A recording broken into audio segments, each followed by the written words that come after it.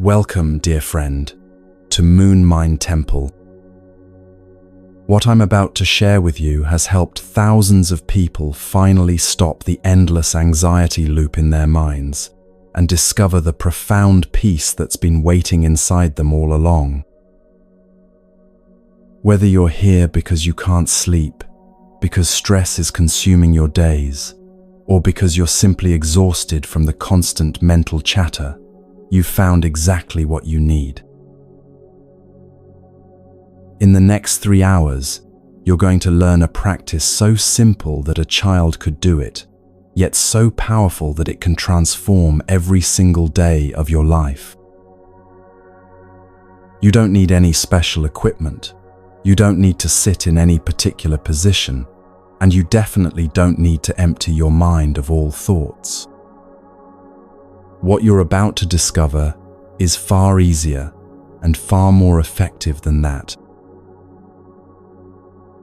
If it feels right for you, I'd love to invite you to connect with our global community of peace seekers.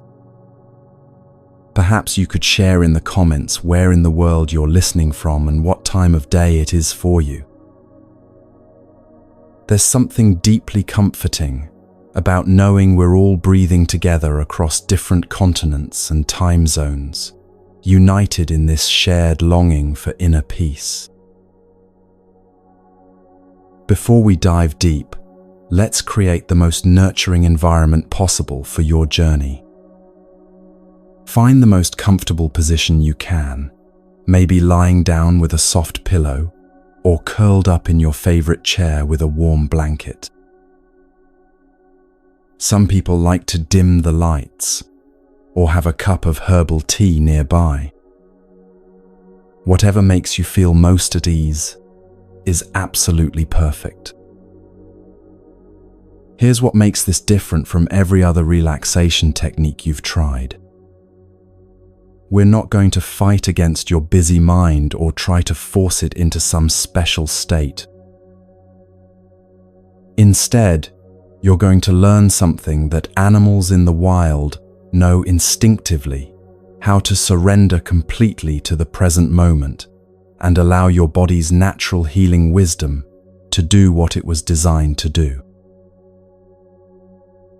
Most of us have been running our entire lives without even realizing it.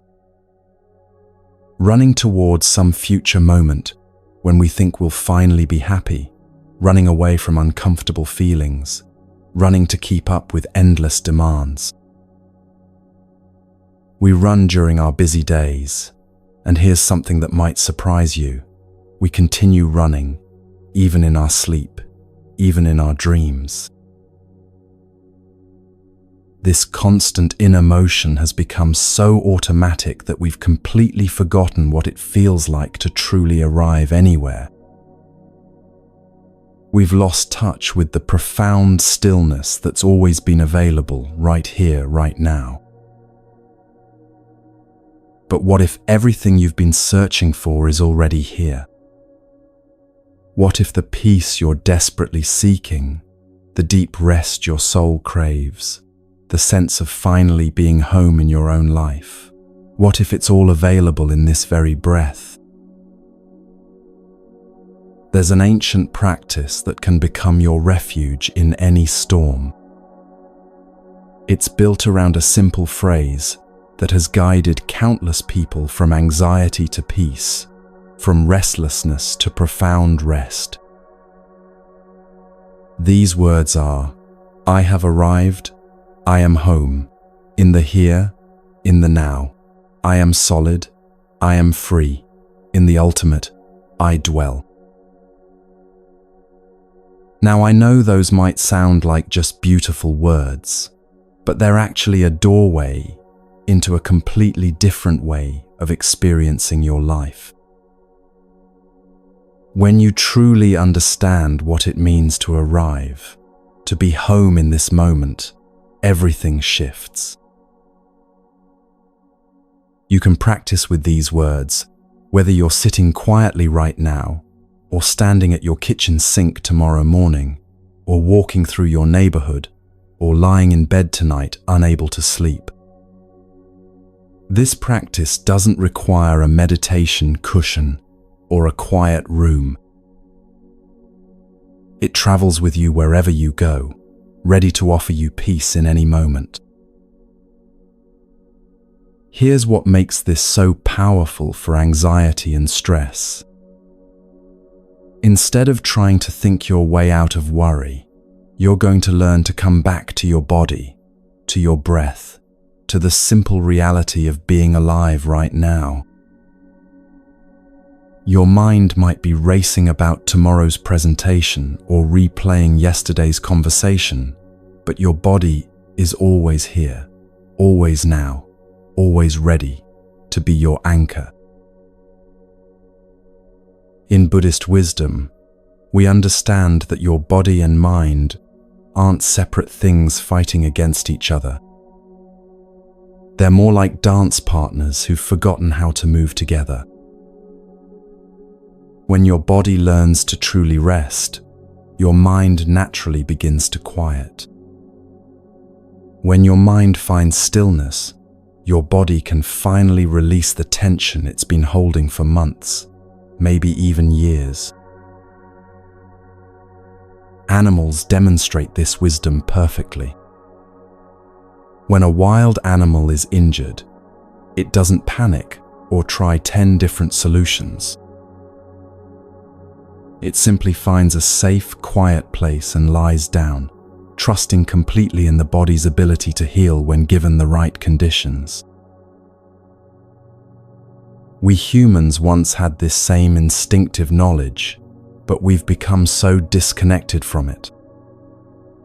We've been taught that we always need to be doing something, fixing something, improving something. But today, you're going to remember what you've always known deep inside, that the most profound healing happens when we stop trying so hard and simply allow our natural wisdom to emerge. Over the next 3 hours together, we're going to explore this practice gently and completely.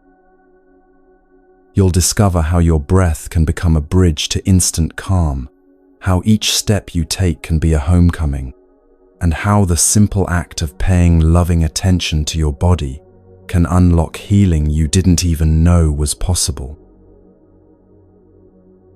You don't need to believe anything special or have any spiritual background.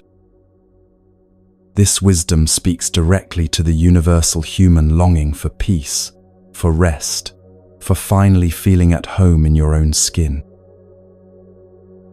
Whether you're dealing with anxiety, insomnia, chronic stress, or you're simply ready to experience life in a completely new way, you're in exactly the right place.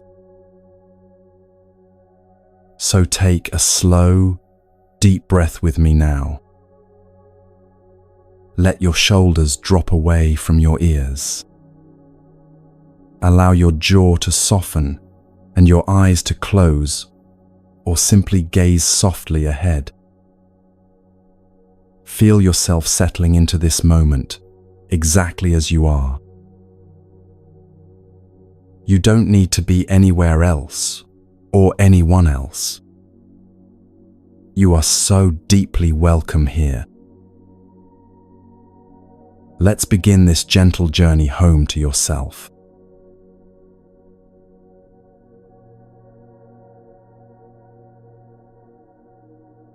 Now, let's explore together the heart of this ancient practice, a sacred phrase that has the power to instantly bring you home to yourself.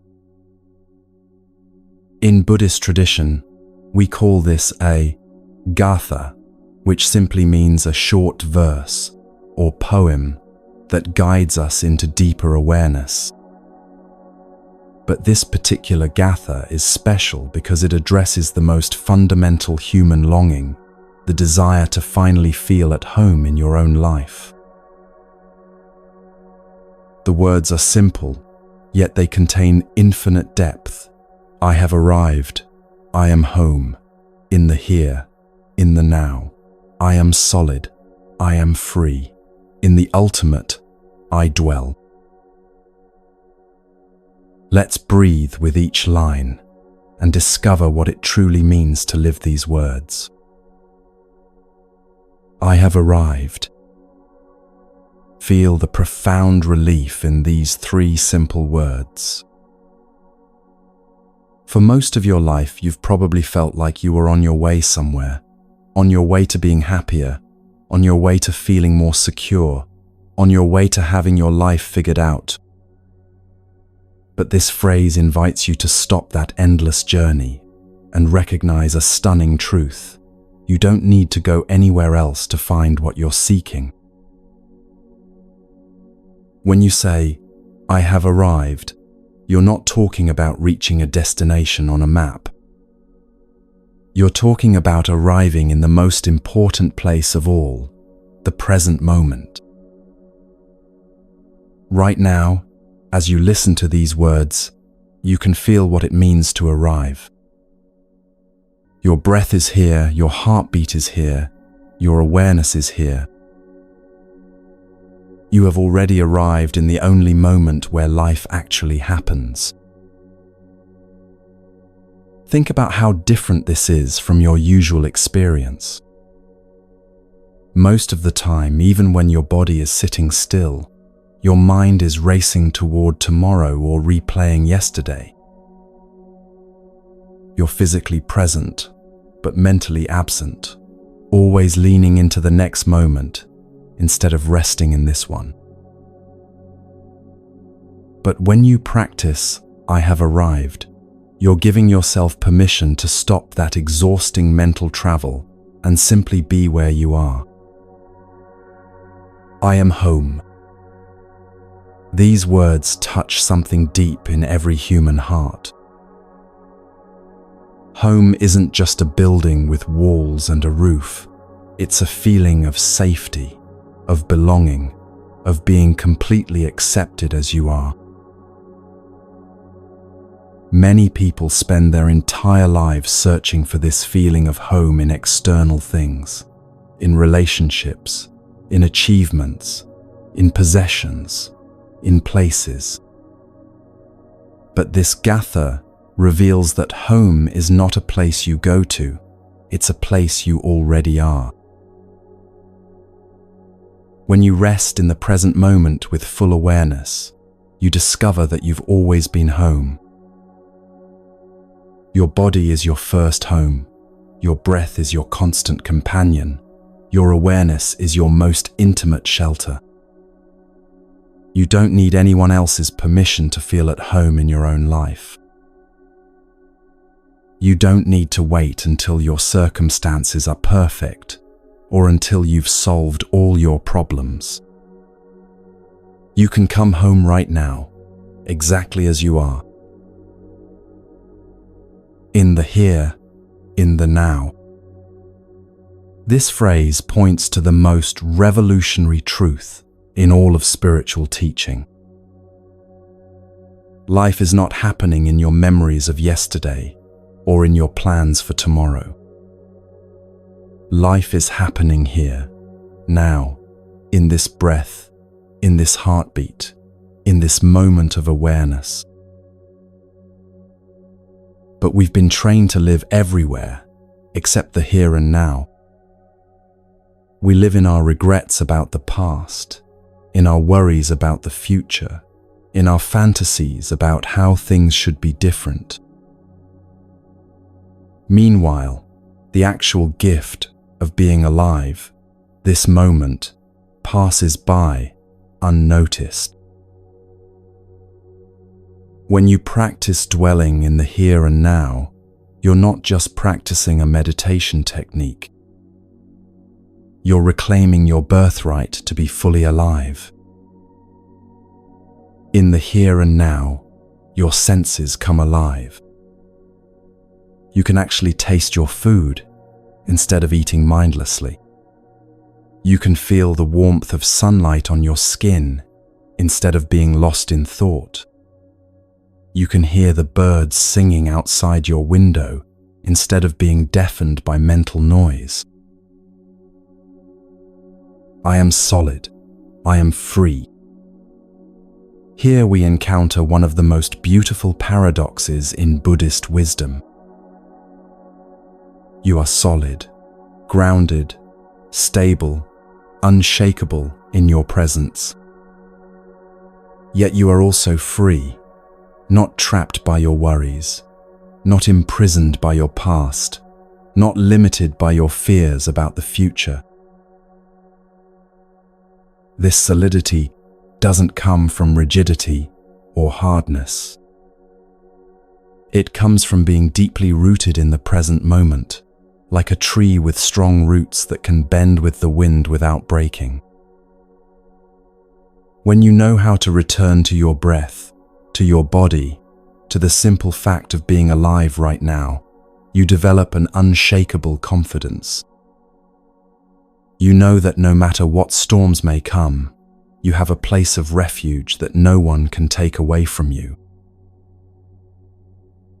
And this solidity gives birth to true freedom. When you're not constantly running from discomfort or chasing after pleasure, when you're not desperately trying to control every aspect of your life, you discover a vast spaciousness within yourself. You're free to feel your emotions without being controlled by them. You're free to have thoughts without being enslaved by them. You're free to engage with life fully, while holding it all lightly. In the ultimate, I dwell. This final line points to the deepest truth of all. The ultimate reality is not some distant heaven or future enlightenment. The ultimate reality is here, now, in this very moment of awareness. When you dwell in the ultimate, you're resting in the part of yourself that has never been hurt, that has never been broken, that remains whole and complete, no matter what you've been through. This isn't a concept to understand intellectually. It's a reality to be lived and experienced. Now, the beautiful thing about this gatha is that it's not just for formal meditation. You can practice with these words in 4 basic positions of daily life: sitting, standing, walking, and lying down. This means that any moment can become a moment of coming home to yourself. When you sit down, whether it's in your favorite chair, at your desk, or on a park bench, you can use this moment of sitting as an opportunity to arrive. Feel your body settling into the seat, your feet on the ground, your spine naturally upright. I have arrived. I am home. Instead of immediately reaching for your phone or jumping into the next task, you can take a moment to simply be present with the act of sitting. When you stand up from bed in the morning, from your work chair, from the dinner table, this transition can become a moment of mindful arrival. Feel your feet on the floor, your body rising into vertical space, the gentle strength in your legs and spine. I have arrived. I am home. Standing becomes not just a change of position, but a chance to reconnect with your body and your presence. Walking offers perhaps the most natural way to practice this gatha. Each step can be a homecoming. Whether you're walking across your kitchen, through your neighborhood, or down a busy street, your feet touching the ground can remind you, I have arrived. I am home. Walking meditation isn't about walking in some special way. It's about bringing awareness to the miracle of walking that you do thousands of times each day. And lying down, this might be the most important time to practice, especially if you struggle with restless sleep or an overactive mind at bedtime. When you lie down to rest, instead of immediately getting caught up in the day's worries or tomorrow's plans, you can use this gatha as a bridge to peaceful rest. I have arrived. I am home. Your body sinking into the bed, your breath naturally slowing, your muscles releasing the day's tension. You don't need to run anymore, even in your dreams. This practice addresses something that affects almost everyone in our modern world. The habit of running has become so deeply ingrained that we run even in our sleep. Many people report having dreams where they're rushing, chasing, or trying to escape something. This is because the nervous system has become so accustomed to a state of constant motion that it doesn't know how to rest even during sleep. But when you practice, I have arrived, I am home, as you settle into bed, you're retraining your nervous system to recognize rest as safe. You're giving your body and mind permission to stop the endless running and simply be at peace. Many people find that this simple practice transforms not only the quality of their sleep, but also the content of their dreams. The power of this gatha lies in its ability to interrupt the unconscious patterns that keep us feeling disconnected and restless. Most of us have been running for so long that we don't even remember what we're running toward or away from. It's just become an automatic way of being. But every time you pause and practice, I have arrived, I am home, you're creating a small gap in that automatic pattern.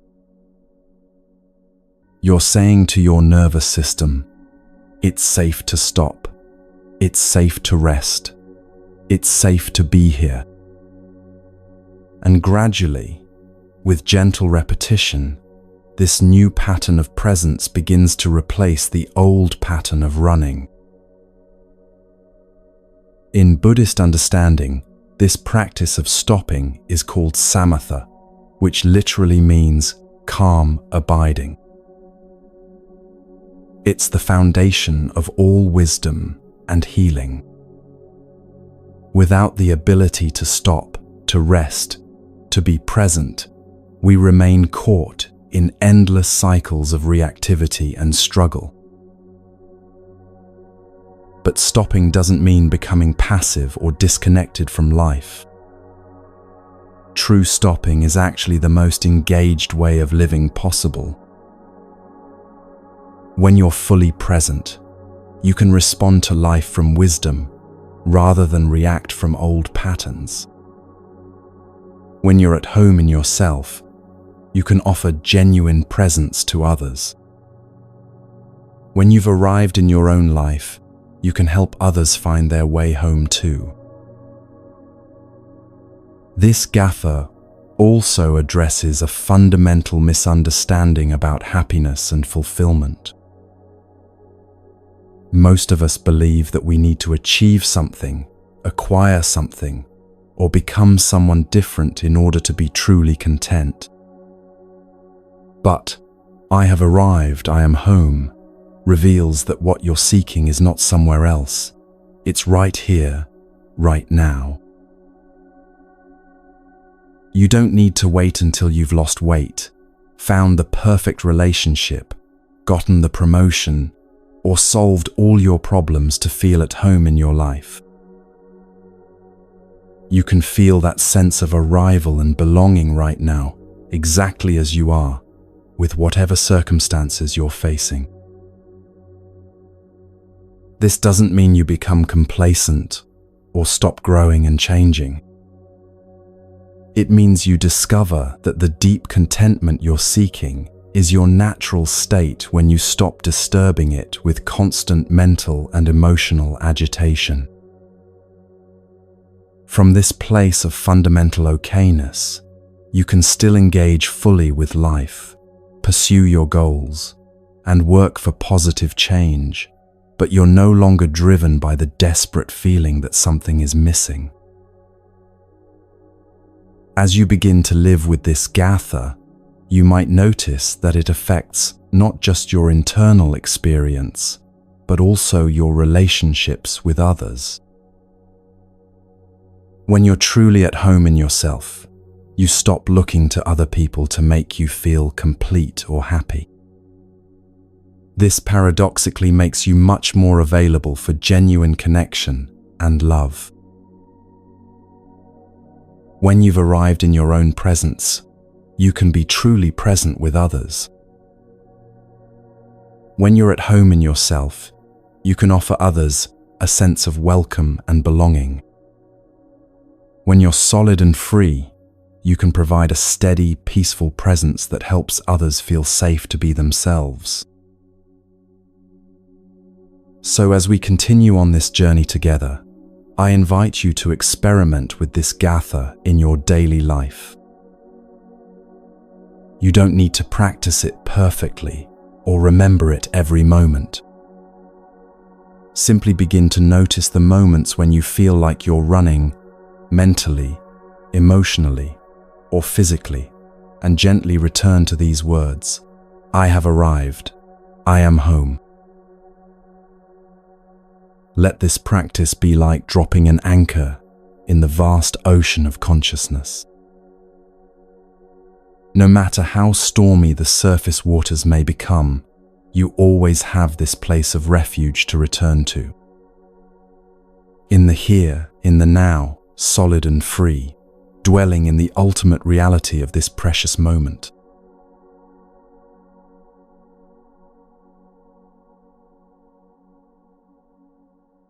Now we're going to explore how this sacred practice can transform the most ordinary moments of your day into gateways of profound peace. The beautiful thing about Buddhist wisdom is that it doesn't require you to retreat from life or sit on a meditation cushion for hours. Instead, it shows you how to find the sacred in the simple, everyday movements of being human. Throughout your day, your body naturally moves through 4 basic positions: sitting, standing, walking, and lying down. Most of the time, these transitions happen automatically, without any awareness or intention. You sit down while thinking about work, you stand up while planning dinner, you walk while replaying conversations, you lie down while worrying about tomorrow. But what if each of these ordinary moments could become an opportunity to come home to yourself? What if every transition in your body could be a reminder to return to presence, to peace, to the simple joy of being alive? This is the gift of the 4 positions practice. It turns your entire day into a meditation, your whole life into a homecoming. You don't need to find extra time or create special conditions. You simply bring conscious awareness to what you're already doing. Let's begin with sitting, something you probably do dozens of times each day. Right now, as you listen to these words, notice how your body feels in whatever position you've chosen. Feel the weight of your body settling into the chair, the couch, or wherever you're resting. This simple act of noticing is already the beginning of coming home. When you practice mindful sitting, you're not trying to sit in any special way or achieve some particular state. You're simply allowing yourself to fully arrive in the experience of sitting. Feel your body's natural wisdom as it finds its balance and support. Notice how your spine naturally wants to be upright without being rigid, how your shoulders can rest without collapsing. As you settle into sitting, you can silently offer yourself these words: I have arrived. I am home. Feel what it means to truly arrive in this moment of sitting. You're not sitting in order to get somewhere else or to accomplish some goal. You're sitting simply to be fully present with the miracle of being alive and aware. This might sound almost too simple, but notice what happens when you bring this quality of presence to sitting. The restless energy that usually drives you from one activity to the next begins to settle. The mental chatter that typically fills every moment starts to quiet. You discover that sitting can be deeply nourishing rather than just a brief pause between tasks. Many people tell me they don't have time for meditation, but you're already sitting throughout your day. When you sit down for meals, instead of eating while scrolling your phone or planning your schedule, you can practice arriving. When you sit at your desk, instead of immediately diving into work, you can take 30 seconds to simply be present with sitting. When you sit in your car, you can use those moments before starting the engine to come home to yourself. Each time you practice mindful sitting, you're training your nervous system to recognize that it's safe to rest, safe to be still, safe to simply be. This is profound medicine for our culture of constant motion and endless productivity. Standing offers another beautiful opportunity to practice presence. Think about how many times each day you stand up from sitting.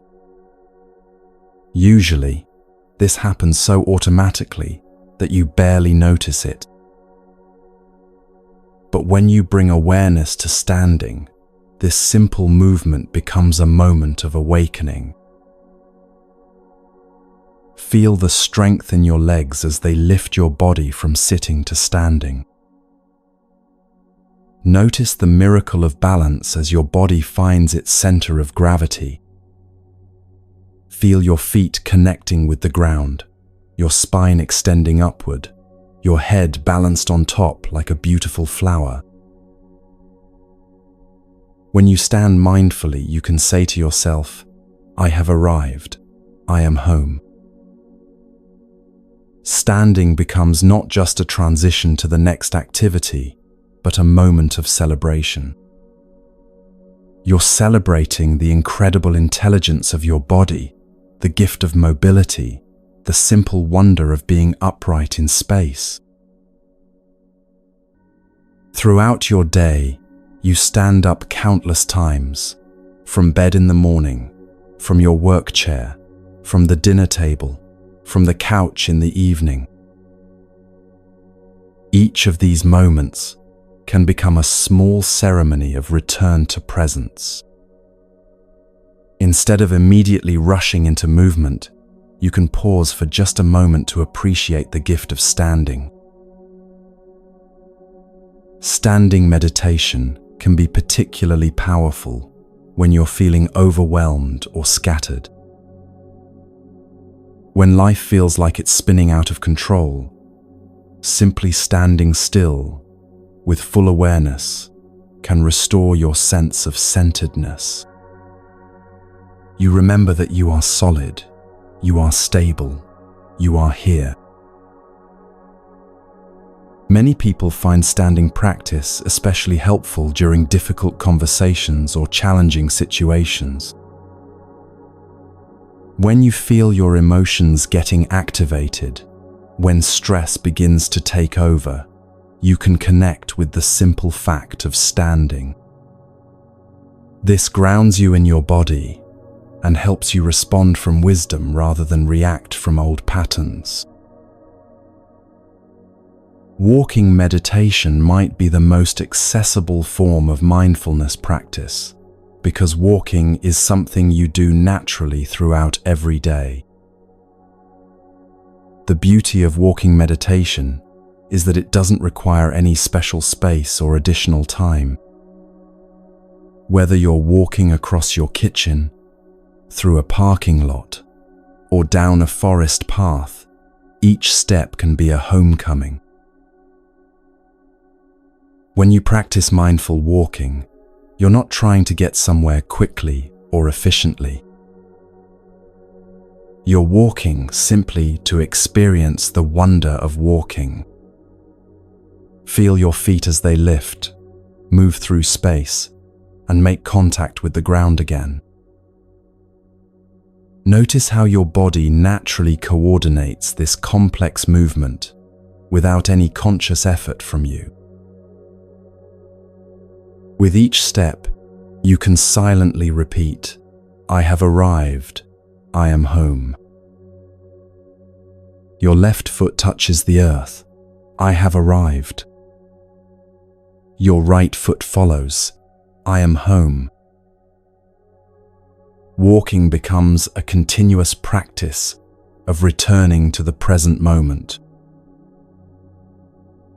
This transforms your relationship with movement completely. Instead of walking being just a way to get from point A to point B, walking becomes a meditation in motion. Instead of your mind racing ahead to your destination while your body travels behind, your mind and body move together in harmony. You can practice walking meditation whether you're moving slowly and deliberately, or even when you need to walk at a normal pace through your daily life. The key is not the speed, but the quality of attention you bring to the simple act of walking. Even a few mindful steps can shift your entire state of being. Many people discover that walking meditation helps them process emotions and thoughts naturally. When you're dealing with difficult feelings or complex problems, walking mindfully often allows insights and clarity to emerge organically. The rhythmic movement seems to unlock the natural wisdom of both body and mind. For those dealing with anxiety or restless energy, walking meditation can be more accessible than sitting practice. Your body gets to move, which satisfies the nervous system's need for motion, while your mind gets to rest in the simplicity of walking. It's a perfect bridge between doing and being. Lying down practice might be the most healing of all four positions, especially for those who struggle with sleep or carry chronic tension in their bodies. When you lie down mindfully, you're giving your body permission to completely let go and receive the earth's support. Most of us have lost the art of truly resting. Even when our bodies are lying down, our minds continue racing, our muscles remain tense, our nervous systems stay activated. But mindful lying down can retrain your entire system to recognize rest as safe and healing. When you lie down, whether for sleep, for a brief rest, or for formal relaxation practice, begin by feeling your body's weight surrendering to gravity. Notice how the earth supports you completely without any effort from you. Allow your muscles to soften, your breathing to deepen, your mind to settle like leaves falling gently to the ground. As you settle into lying down, you can offer yourself these healing words. I have arrived. I am home. Feel the profound relief of finally stopping, of finally resting, of finally allowing yourself to simply be held by the earth. You don't need to solve any problems or plan anything. you can simply rest in the ultimate refuge of this present moment. This practice is especially powerful at bedtime. Instead of lying down while your mind immediately starts reviewing the day or worrying about tomorrow, you can use these moments to transition consciously into rest. I have arrived. I am home. Your day is complete. Your body is safe. Your mind can rest. Many people find that practicing mindful lying down transforms not only the quality of their sleep, but also the content of their dreams. When you go to sleep with this sense of having arrived, of being home, your unconscious mind receives the message that it's safe to truly rest and restore. You can also practice lying down meditation during the day as a way to recharge and reset. Even 10 minutes of conscious lying down can be more restorative than an hour of unconscious rest. Your body receives the deep healing that comes from complete surrender, while your mind experiences the peace that emerges from stopping all effortful activity. The profound gift of the 4 positions practice is that it shows you how to live meditatively without withdrawing from life. You're not escaping into some special spiritual realm. You're bringing spiritual awareness into the most basic activities of human existence. As you begin to practice with these 4 positions, you might notice that the transitions between them become as meaningful as the positions themselves. Moving from sitting to standing, from standing to walking, from walking to lying down, each transition can be an opportunity to wake up, to arrive more fully, to come home to yourself. This practice also reveals something beautiful about the nature of stillness and movement. In sitting and lying down, you discover the healing power of physical stillness. In standing and walking, you learn that presence and awareness can move with you. You begin to understand that true peace is not dependent on being motionless. It's about being present, whether you're still or in motion. Over time, practicing with these 4 positions creates a foundation of mindfulness that supports everything else in your life. When you know how to sit with presence, you can be fully present in conversations. When you know how to stand with awareness, you can face challenges with stability. When you know how to walk mindfully, you can move through your day with grace. When you know how to lie down consciously, you can rest deeply and restore completely. Remember, this practice doesn't require perfection or constant vigilance.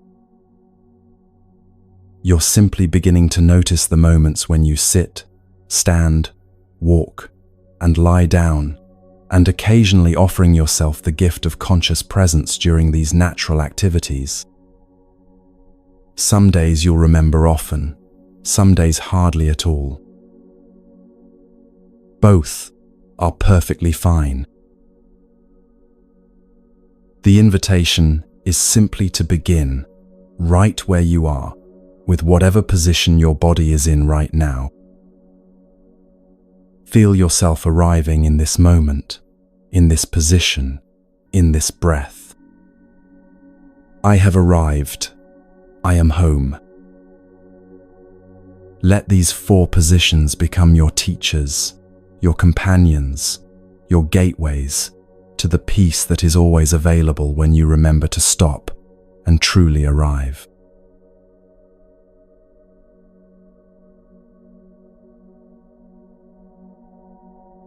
Now let's explore together something that affects nearly every person in our modern world, the deep, unconscious habit of always running. This isn't about physical running, though that can be part of it. This is about the constant inner motion that keeps us perpetually on the way to somewhere else, always seeking the next moment, the next experience, the next solution to our restlessness. Most of us don't even realize we're running because this habit has become so natural, so automatic, that it feels like the normal way to be alive. We run during our busy days, rushing from task to task, from worry to worry, from desire to desire. But what might surprise you is that we often continue running even when we sleep, even in our dreams.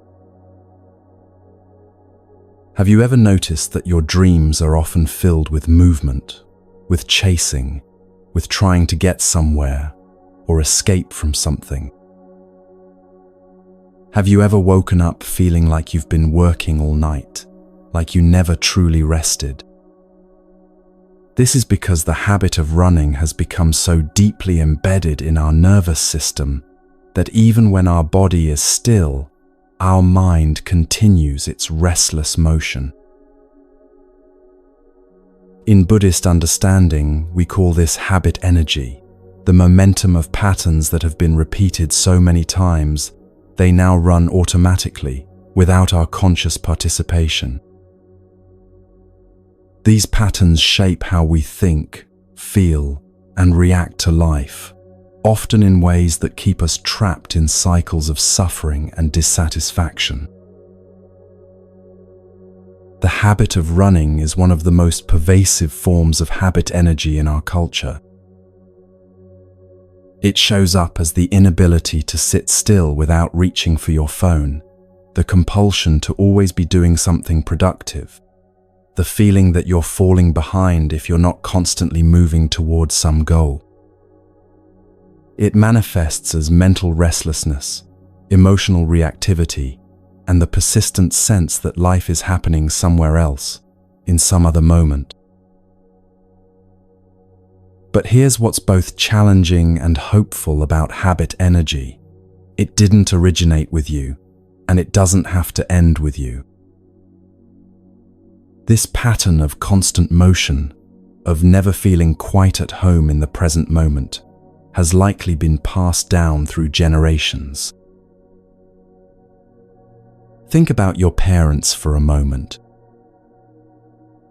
Did they know how to truly rest, how to be completely present? Or were they always busy, always working, always worried about something? And their parents before them, were they able to find peace in simplicity? Or were they driven by the pressures of survival, by the fear that stopping meant falling behind? This isn't about blaming previous generations. They did the best they could with the understanding and circumstances they had. But recognizing the inherited nature of our restlessness can actually be quite liberating.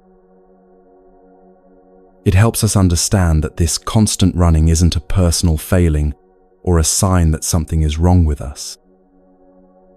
It's a learned pattern that can be unlearned. In many families, several generations of people may have lived their entire lives in a state of constant motion, never learning the art of true stopping, true presence. The great-grandparents who fled war or poverty, the grandparents who worked multiple jobs to build a better life, the parents who sacrificed rest for achievement, each generation passing down the message that safety lies in constant movement, in always being one step ahead of potential disaster. But now you have an opportunity that perhaps your ancestors never had. you have access to ancient wisdom traditions that understand the healing power of stopping. You live in circumstances that, for many of us, allow for the possibility of rest without immediate physical danger. You can break the chain of inherited restlessness and discover what it means to truly arrive in your own life. When you learn to stop, you're not just healing yourself. In Buddhist understanding, you're also offering healing to all your ancestors who carried this pattern before you. The peace you cultivate ripples backward through the generations, honoring their struggles by finding the rest they were never able to find. And perhaps even more importantly, you're ensuring that this pattern of constant running doesn't automatically get passed down to future generations. When you learn to be at peace in the present moment, you model a different way of being for your children, your students, your community. You show them that it's possible to be alive without being driven, to be engaged without being anxious, to care without being overwhelmed. But breaking free from the habit of running requires more than just understanding it intellectually. It requires what Buddhist teaching calls strong will and big desire. Not the kind of aggressive willpower that tries to force change, but the gentle, persistent intention to choose presence over restlessness again and again. This strong will isn't about fighting against your running mind. It's about falling in love with the present moment so deeply that you naturally want to stop and receive its gifts. It's about developing such appreciation for the simple miracle of being alive that the constant search for something better begins to feel unnecessary. The big desire is not a desire for more things, more experiences, more achievements. It's a desire for the profound contentment that comes from finally feeling at home in your own life. It's the longing to stop the exhausting inner motion and rest in the vast spaciousness of simply being. Cultivating this strong will and big desire often begins with recognizing the cost of constant running. What is this habit of perpetual motion costing you? Perhaps it's costing you the ability to truly taste your food, to really see the people you love, to feel the warmth of sunlight on your skin. Maybe it's costing you sleep, peace of mind, or the simple joy of being alive.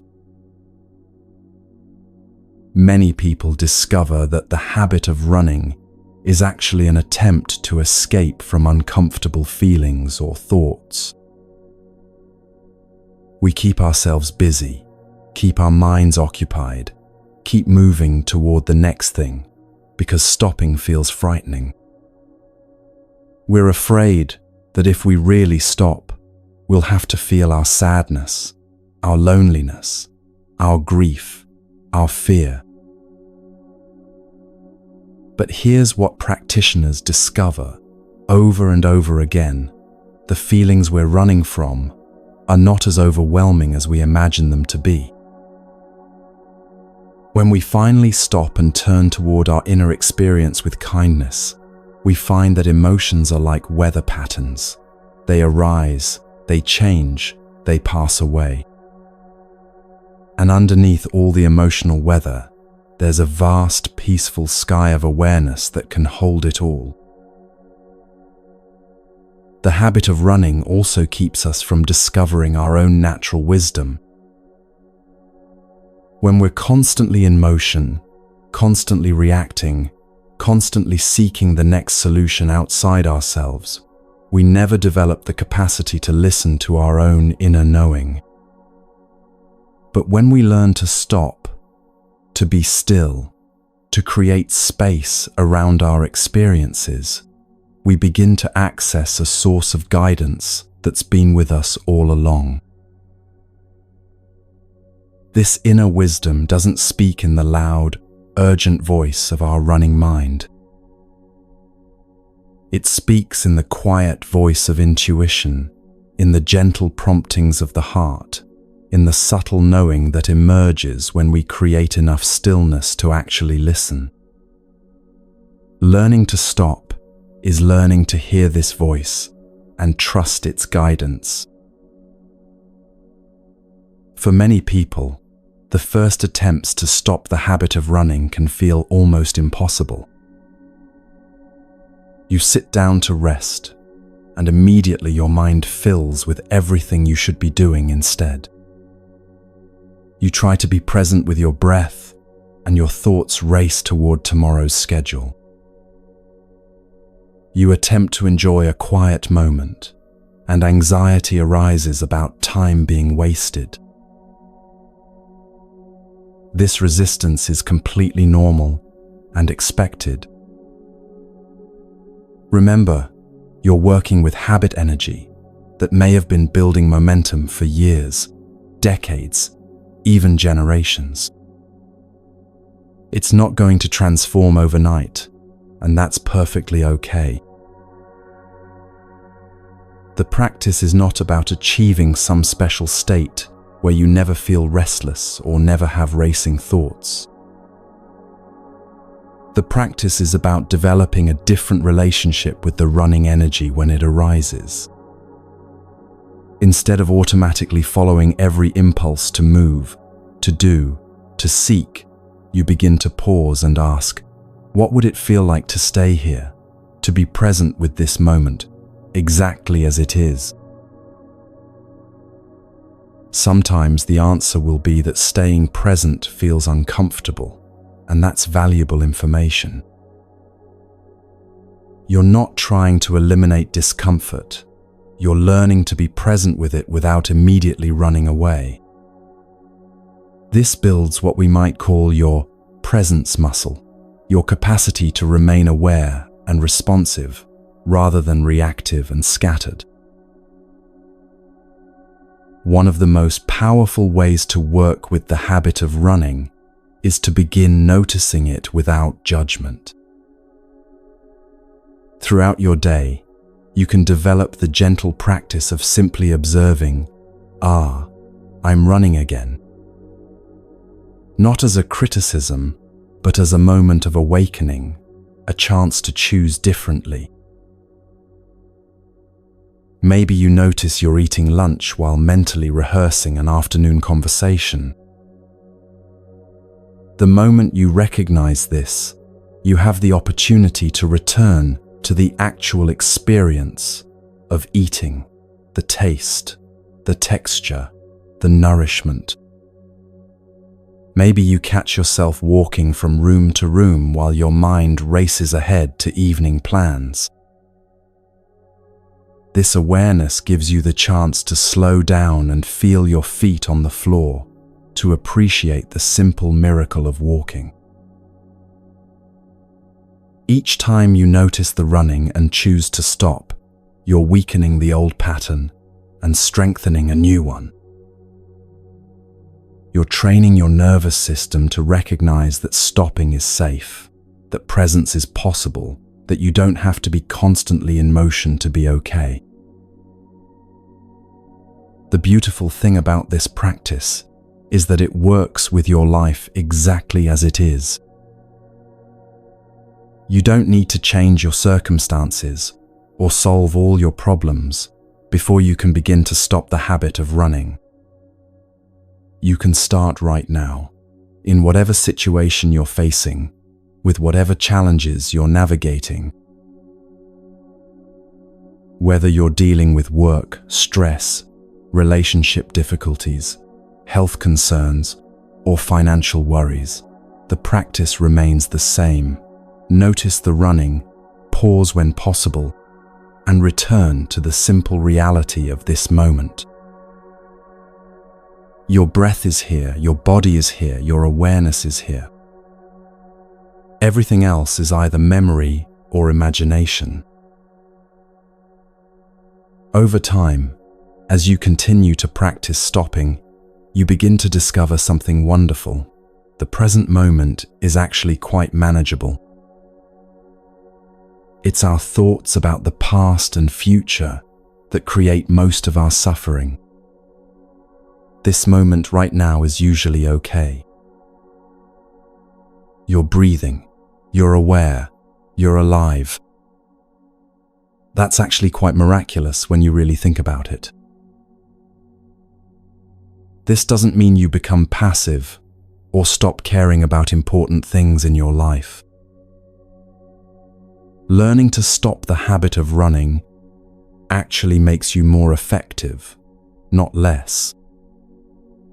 When you're not constantly scattered and reactive, you can respond to situations with greater clarity and wisdom. When you're grounded in the present moment, you have access to your full intelligence and creativity. Many people find that as they break free from the habit of running, their relationships improve significantly.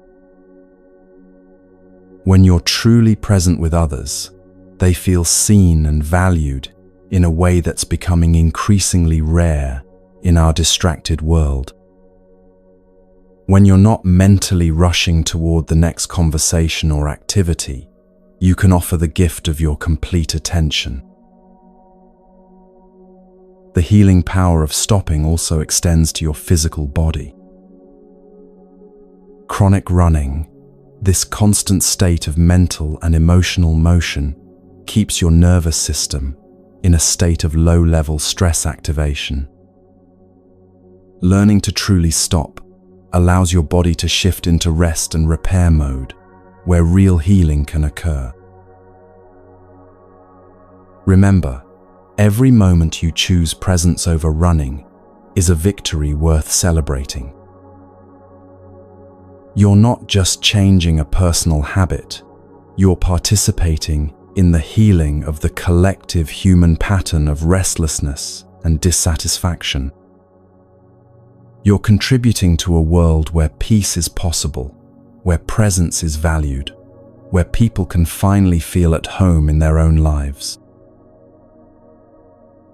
As we continue this journey together, I invite you to be patient and compassionate with yourself as you work with this ancient habit. Some days you'll remember to stop often, and some days the running will feel overwhelming. Both are part of the process. The path to freedom is not about perfection. It's about gradually, gently, persistently choosing presence over restlessness, peace over perpetual motion. Trust that every moment of stopping, no matter how brief, is medicine for your heart and healing for the world.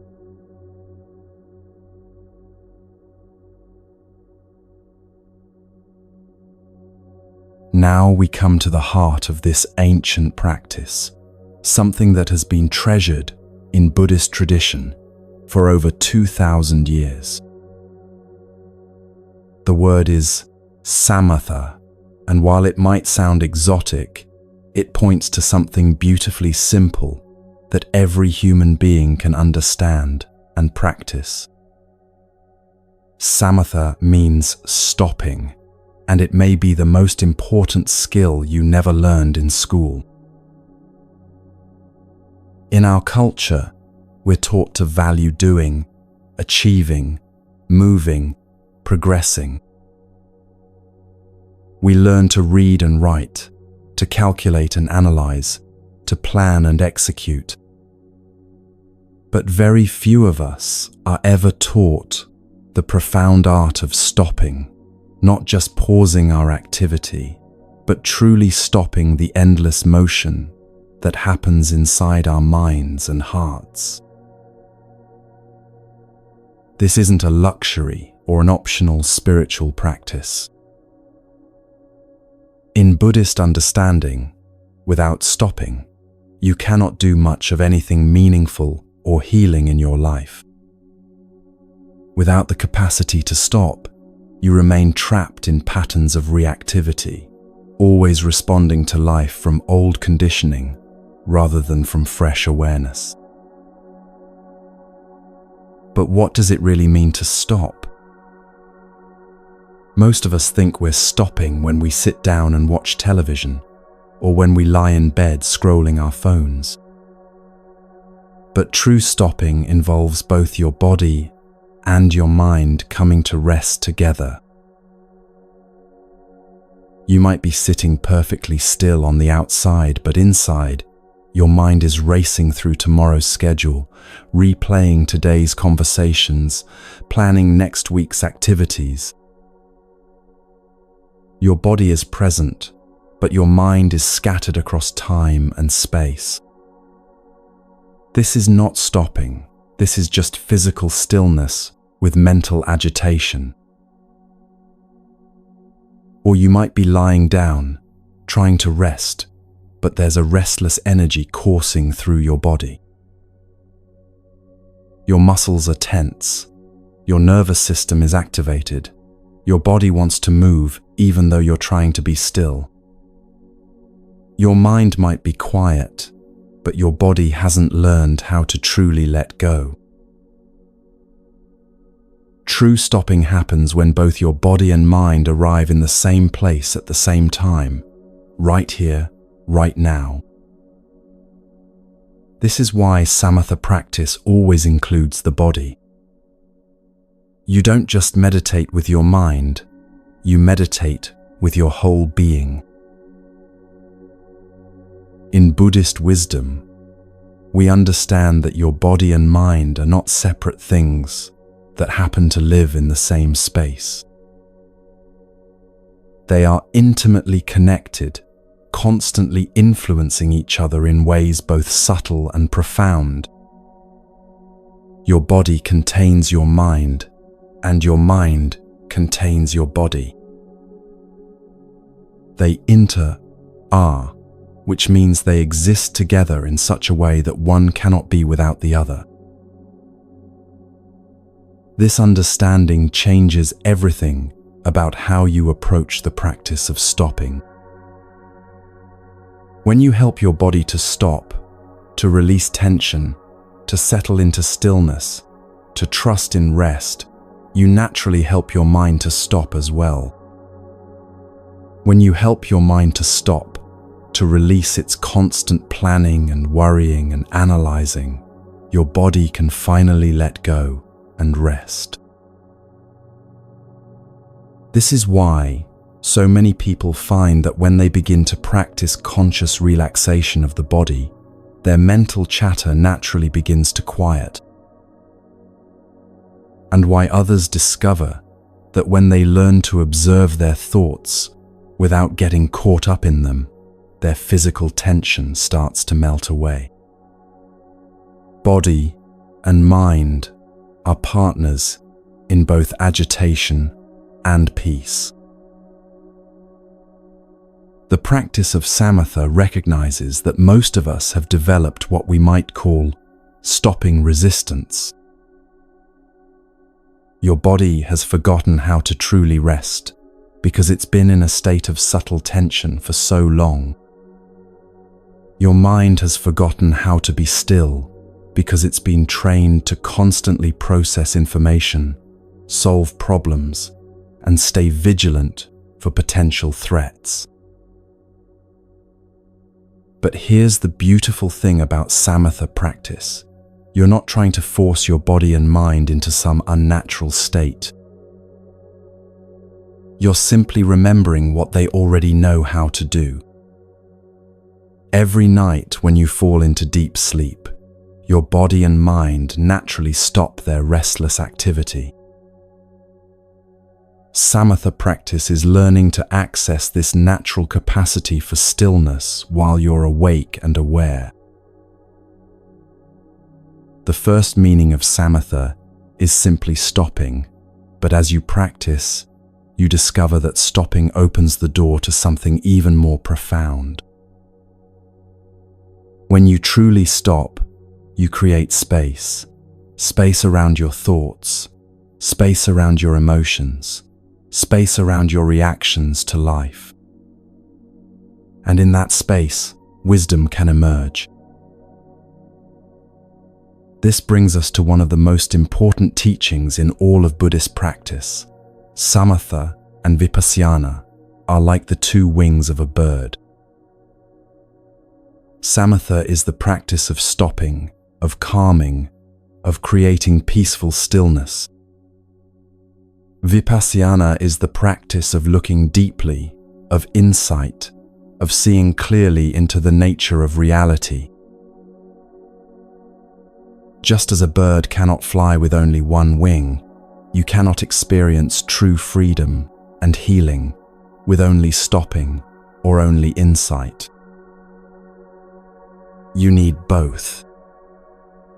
Samatha without Vipassana can become a kind of peaceful escape from life, a temporary relief that doesn't lead to lasting transformation. Vipassana without Samatha can become intellectual understanding that lacks the stability and peace needed for real healing. But when Samatha and Vipassana work together, something magical happens. The stopping practice creates the calm, stable awareness needed for deep insight to arise. And the insights that emerge give you the understanding and motivation needed to truly stop the patterns that cause suffering. Here's one of the most profound insights that can arise through this practice. Everything you've been searching for is already here. The peace you're seeking, the wholeness you long for, the sense of being truly okay, it's not something you need to achieve or acquire. It's your natural state when you stop disturbing it with constant mental and emotional agitation. In Buddhist understanding, you are already what you want to become. You don't need to become more spiritual, more peaceful, more enlightened. You need to stop covering up the peace and wisdom that are already your essential nature. This insight is revolutionary because it completely changes your relationship to spiritual practice. Instead of striving to get somewhere else or become someone different, you're learning to rest in what you already are. Instead of seeking happiness in external achievements or experiences, you're discovering the happiness that emerges naturally when you stop chasing after it. When this insight really penetrates your understanding, the compulsive need to run begins to dissolve. Why would you keep searching if you truly understood that what you're seeking is right here? Why would you keep running if you realized you're already home? But this isn't just a nice philosophical idea. It's something you can experience directly through the practice of samatha. When you learn to truly stop, even for a few moments, you get a taste of the peace and completeness that are always available beneath the surface of your busy mind. The practice begins very simply. You don't need to sit in any special posture or create any particular conditions. You can begin right now, wherever you are, by simply becoming aware of your breathing. Your breath is the perfect teacher for samatha practice because it's always available, always present, always happening right now. You can't breathe in the past or the future. You can only breathe in this moment. When you rest your attention on your breathing, you're automatically arriving in the present moment. But the key is to breathe with awareness, not to control or change your breathing. Simply observe the natural rhythm of your breath, the way it flows in and flows out without any effort from you. Feel the gentle expansion of your chest and belly as you inhale, the soft release as you exhale. As you practice breathing with awareness, you might notice that your mind wants to wander off into thoughts about other things. This is completely natural and expected. The practice is not about having a mind empty of thoughts. It's about gently returning your attention to your breath each time you notice it has wandered. Each time you notice your mind has drifted and you bring it back to your breathing, you're practicing samatha. You're training your capacity to stop the automatic following of thoughts and return to present moment awareness. This is like strengthening a muscle. The more you practice, the easier it becomes. The purpose of samatha practice is healing. Not just healing from illness or injury, though it can certainly support physical healing, but healing from the deeper wounds of feeling disconnected, restless, and never quite at home in your own life. If you don't know how to stop running, mentally, emotionally, physically, true healing cannot take place. Healing requires stillness, rest, and the space for your natural wisdom to emerge. It requires trust in your body's innate capacity to restore itself when given the right conditions. When you breathe in with the quality of stopping, your in-breath becomes medicine. You're not breathing in to fight against anything or to achieve some special state. You're breathing in with the intention to arrive, to be present, to come home to yourself. This kind of breathing releases tension naturally. When your breath carries the energy of stopping rather than the energy of striving, your nervous system begins to shift from stress mode into rest mode. Your muscles soften, your heart rate slows, your mind becomes more spacious and calm. In Buddhist teaching, there's a specific practice where you silently say, breathing in, I relax my body, and breathing out, I smile to my body.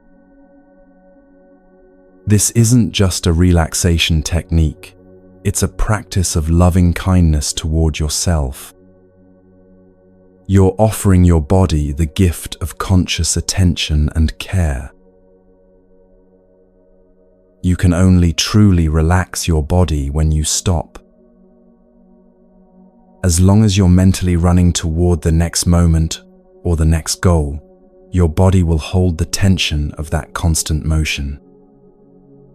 But when your in-breath carries the energy of arrival, of stopping, of being present, relaxation happens naturally. This practice becomes deeply enjoyable when you discover that stopping is not about deprivation or limitation. True stopping is incredibly pleasurable because it allows you to finally rest in the natural ease of being alive. Your in-breath becomes a source of joy rather than just a biological function. You don't need to have faith in any particular religious belief to practice samatha. You just need to have faith in your own breathing, in your own capacity to be present, in your own natural wisdom.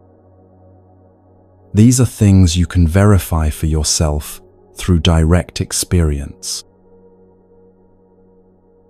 As you develop confidence in this practice, you begin to trust that every moment offers an opportunity for healing. Every breath can be a moment of stopping, of returning home to yourself. Every step can be taken with the quality of presence that makes healing possible. The beautiful thing about samatha is that it doesn't require you to withdraw from life or spend hours in formal meditation. You can practice stopping while washing dishes, while walking to your car, while waiting in line at the store.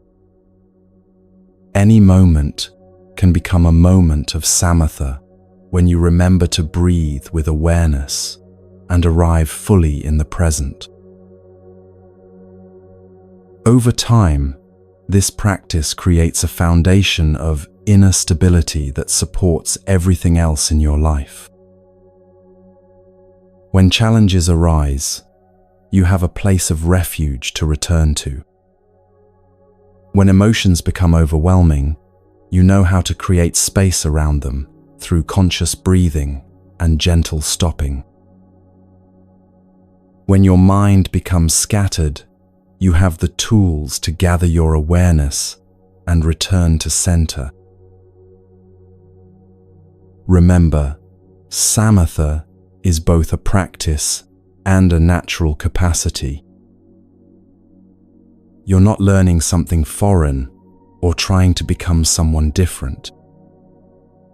You're simply remembering what you already know deep inside: how to stop, how to rest, how to be at peace in your own life. The path of samatha is the path of coming home to yourself, one conscious breath at a time. Each moment of stopping is a victory. Each breath of awareness is a celebration. Each experience of presence is a gift you give not only to yourself, but to everyone whose life you touch.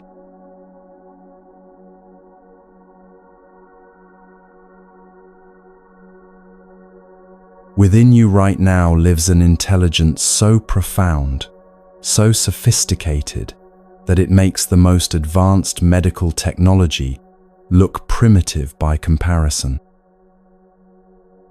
This is your body's natural healing wisdom, a capacity that has been refined through millions of years of evolution and is available to you every moment of every day. Yet most of us have become so disconnected from this inner intelligence that we've forgotten it even exists. Let me share with you something that happens countless times each day, yet we barely notice it because it seems so ordinary. Imagine you're preparing dinner, cutting vegetables with a sharp knife. For just a moment, your attention wanders and the blade slices into your finger. You see the blood, you feel the sting, but something remarkable happens next. You don't panic. Despite the fact that your skin has been broken and blood is flowing, some deeper part of you remains completely calm. Why don't you fall into despair, thinking your finger will never heal?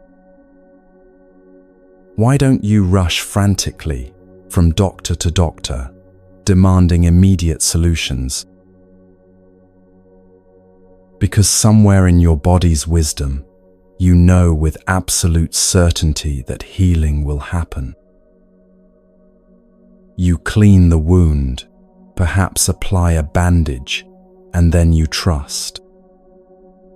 You trust that in a few hours, the bleeding will stop. You trust that in a few days, new skin will begin to form. You trust that in a week or two, you'll barely be able to see where the cut was. This trust is not based on hope or positive thinking. It's based on a deep, cellular knowing that your body contains within it everything needed for healing. You don't have to consciously direct the process. You don't have to think about sending white blood cells to the area or remind your body to create new tissue.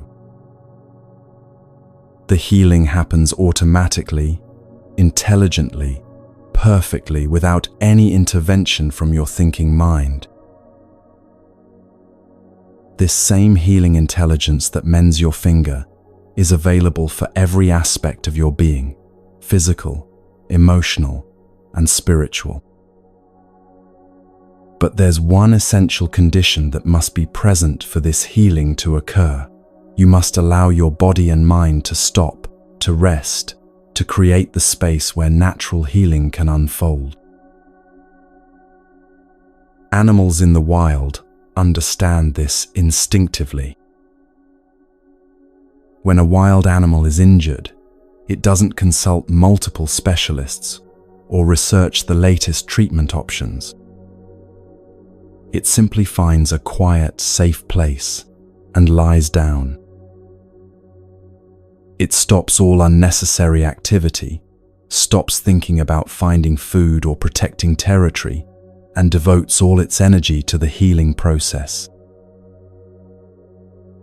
The injured animal practices what we might call the most sophisticated form of medicine, complete trust in the body's natural healing capacity, combined with absolute rest. It doesn't worry about falling behind in its daily activities or missing important opportunities. It simply lies still, breathes naturally, and allows healing to happen. We humans once had this same instinctive wisdom. Our ancestors knew how to listen to their bodies, how to rest when rest was needed, how to trust in the natural processes of healing and restoration. But somewhere in our journey toward modern civilization, we lost this essential knowledge. Instead of trusting our body's wisdom, we've learned to panic at the first sign of distress. Instead of creating conditions for natural healing, we immediately reach for external solutions. Instead of resting and allowing our inner intelligence to work, we fill our lives with busyness and our bodies with interventions. This doesn't mean that modern medicine doesn't have its place. It absolutely does. But it does mean that we've forgotten the most fundamental healing practice of all, creating the conditions where our natural healing wisdom can emerge and do its work. Resting is the foundation of all healing. Not just resting your body, but resting your entire being, your mind, your emotions, your nervous system. When you truly rest, you give your body permission to shift from survival mode into healing mode. You stop expending energy on unnecessary mental activity and allow that energy to be redirected toward restoration and renewal. But here's what many of us have discovered: we've forgotten how to rest. Even when our bodies are lying down, our minds continue racing. Even when we're not physically active, our nervous systems remain activated by worry, planning, and endless mental commentary. We think we're resting, but we're actually just being still while our inner systems continue working overtime. True rest involves what Buddhist teaching calls total relaxation, a practice where you consciously invite every part of your being to let go and receive support. This is not a luxury or an indulgence. This is essential medicine for anyone living in our fast-paced, stress-filled world. The practice begins with recognizing your body as a whole, complete organism. Most of the time, we relate to our body as a collection of separate parts: the head that thinks, the heart that beats, the stomach that digests. But in healing practice, you begin by acknowledging your body as an integrated, intelligent system. As you settle into a comfortable position, sitting or lying down, you can begin with this simple awareness. Breathing in, I am aware of my body. This is like saying good morning to an old friend you haven't seen in a while.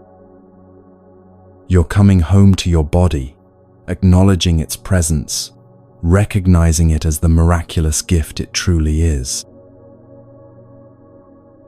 For many of us, this simple act of paying attention to our body is revolutionary. We spend so much time living in our heads, focused on thoughts and plans and worries, that we barely notice the physical reality of being alive. We treat our body like a vehicle that's supposed to transport us through life, without any maintenance or appreciation. But when you bring conscious awareness to your body, something beautiful begins to happen. The simple act of loving attention is itself a form of healing. You're offering your body something it rarely receives in our busy world, your complete, undivided presence. As you breathe in awareness of your body, you can breathe out with appreciation. Breathing out, I smile to my body. This smile is not just a facial expression, it's an expression of gratitude, of tenderness, of recognition for all your body does for you every day. Your body works tirelessly to keep you alive and healthy, often without any acknowledgement or thanks from you. From this foundation of gentle awareness and appreciation, you can begin what might be called a loving scan of your body. Like a farmer who goes to his storehouse and carefully examines each type of seed, recognizing the unique qualities of kidney beans, mung beans, and corn, you can use the light of mindfulness to visit each part of your body with loving attention. Starting from the top of your head, you can slowly move your awareness down through your body, offering each part the gift of conscious recognition. Breathing in, I am aware of my eyes. Breathing out, I smile to my eyes. When did you last thank your eyes for the gift of sight, for bringing you the beauty of sunlight and flowers, and the faces of people you love? Your eyes work constantly to gather information about your environment, to help you navigate safely through the world, to allow you to read these words and see the beauty around you. They deserve your gratitude and care. They deserve a moment of loving attention. Breathing in, I am aware of my brain. Breathing out, I smile to my brain. This remarkable organ coordinates millions of functions every second, processing information, storing memories, coordinating movement, regulating breathing and heartbeat. Your brain never rests, never takes a vacation, never asks for recognition. It simply serves you faithfully day and night, maintaining the miracle of consciousness. Breathing in, I am aware of my heart. Breathing out, I smile to my heart. Perhaps this is the most important stop on your journey through your body. Your heart has been beating steadily since before you were born, pumping blood to nourish every cell in your body. While you sleep each night, your heart continues its faithful work. While you're busy with daily activities, your heart maintains the rhythm of life within you. How many years has it been since you really paid attention to your heart, since you placed your hand on your chest and felt grateful for its constant, life-giving service. Yet many of us have not been very kind to our hearts. We stress them with worry and anxiety, challenge them with poor food choices, exhaust them with overwork and insufficient rest. We often only pay attention to our heart when something goes wrong, when we feel chest pain or irregular rhythms. But in this practice of loving awareness, you have the opportunity to return to your heart as a friend with appreciation and care. Hello, dear heart. I'm sorry I've been neglecting you. I'm here with you now, and I want to take better care of you. This is not just relaxation. This is a meditation on love, a practice of coming home to yourself with tenderness.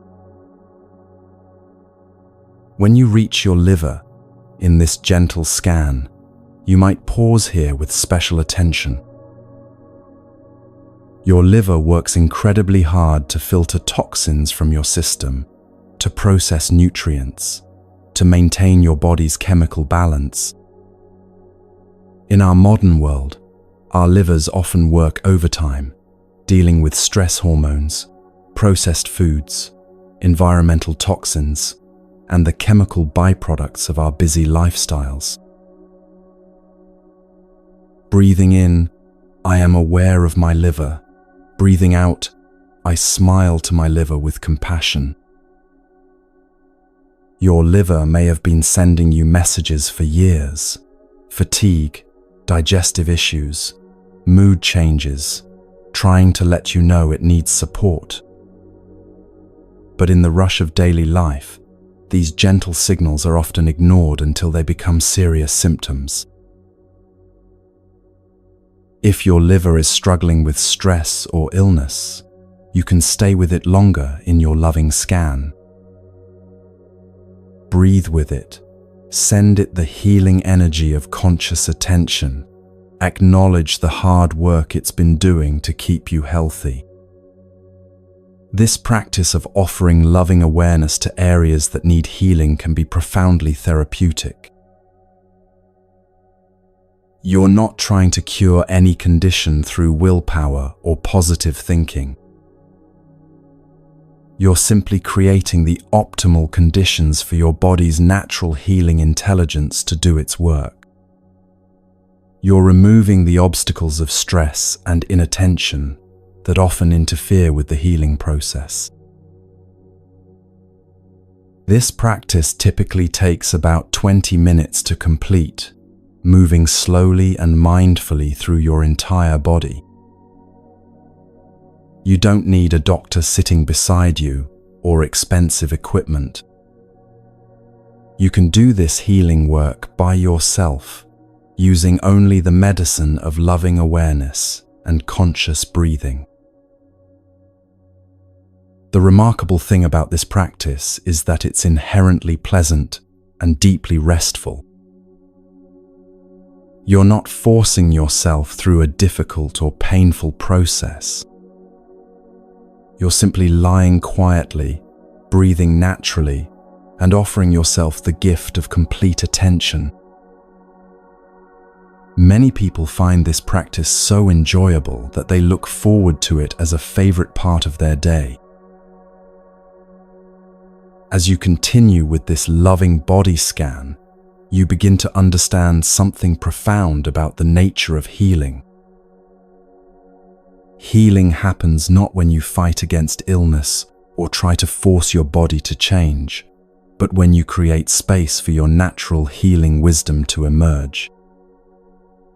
Your body knows how to heal.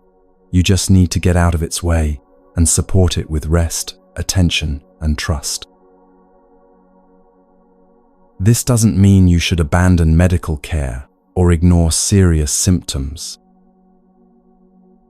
But it does mean you can support any healing process by offering your body the fundamental conditions it needs: deep rest, loving attention, and trust in its natural intelligence. If you're currently dealing with health challenges, this practice can complement whatever medical treatment you're receiving. The medicine of conscious relaxation and loving awareness works beautifully alongside conventional treatments, often making them more effective while reducing side effects and supporting overall well-being. Many people discover that when they practice this loving attention to their body regularly, they need less external intervention for minor health issues. Their sleep improves, their stress levels decrease, their immune system functions better, and their overall vitality increases. They're not replacing medical care, they're supporting their body's natural capacity to maintain health and recover from illness. The practice also extends beyond formal relaxation sessions. Throughout your day, you can offer moments of loving awareness to your body. When you're walking, you can appreciate your legs for carrying you. When you're eating, you can thank your digestive system for processing your food. When you're breathing, you can acknowledge your lungs for their constant service. This creates a completely different relationship with your body, one based on partnership and gratitude rather than neglect and criticism. Instead of treating your body like a machine that should perform perfectly without maintenance, you begin to relate to it as a wise friend that deserves your care and attention. From this foundation of loving awareness, you naturally begin to make choices that support your body's healing and vitality. You're more likely to choose nourishing foods, to get adequate rest, to move in ways that feel good, to avoid activities that cause harm. These choices arise not from guilt or discipline, but from love and appreciation for the miracle of being alive in a body. Remember, this practice of awakening your natural healing wisdom is not about becoming perfect or never getting sick. It's about developing a loving, conscious relationship with your body that supports its natural capacity for health and healing. It's about remembering that you carry within you an intelligence far greater than your thinking mind, an intelligence that knows how to mend bones, fight infections, restore balance, and maintain the incredible complexity of being alive. Each time you practice this loving attention to your body, you're not just relaxing or reducing stress. You're awakening a relationship with your own natural healing wisdom that can support you through every challenge and change in your life. You're remembering what animals in the wild have never forgotten, that the most profound healing happens when you trust your body's intelligence and create the conditions where that intelligence can work.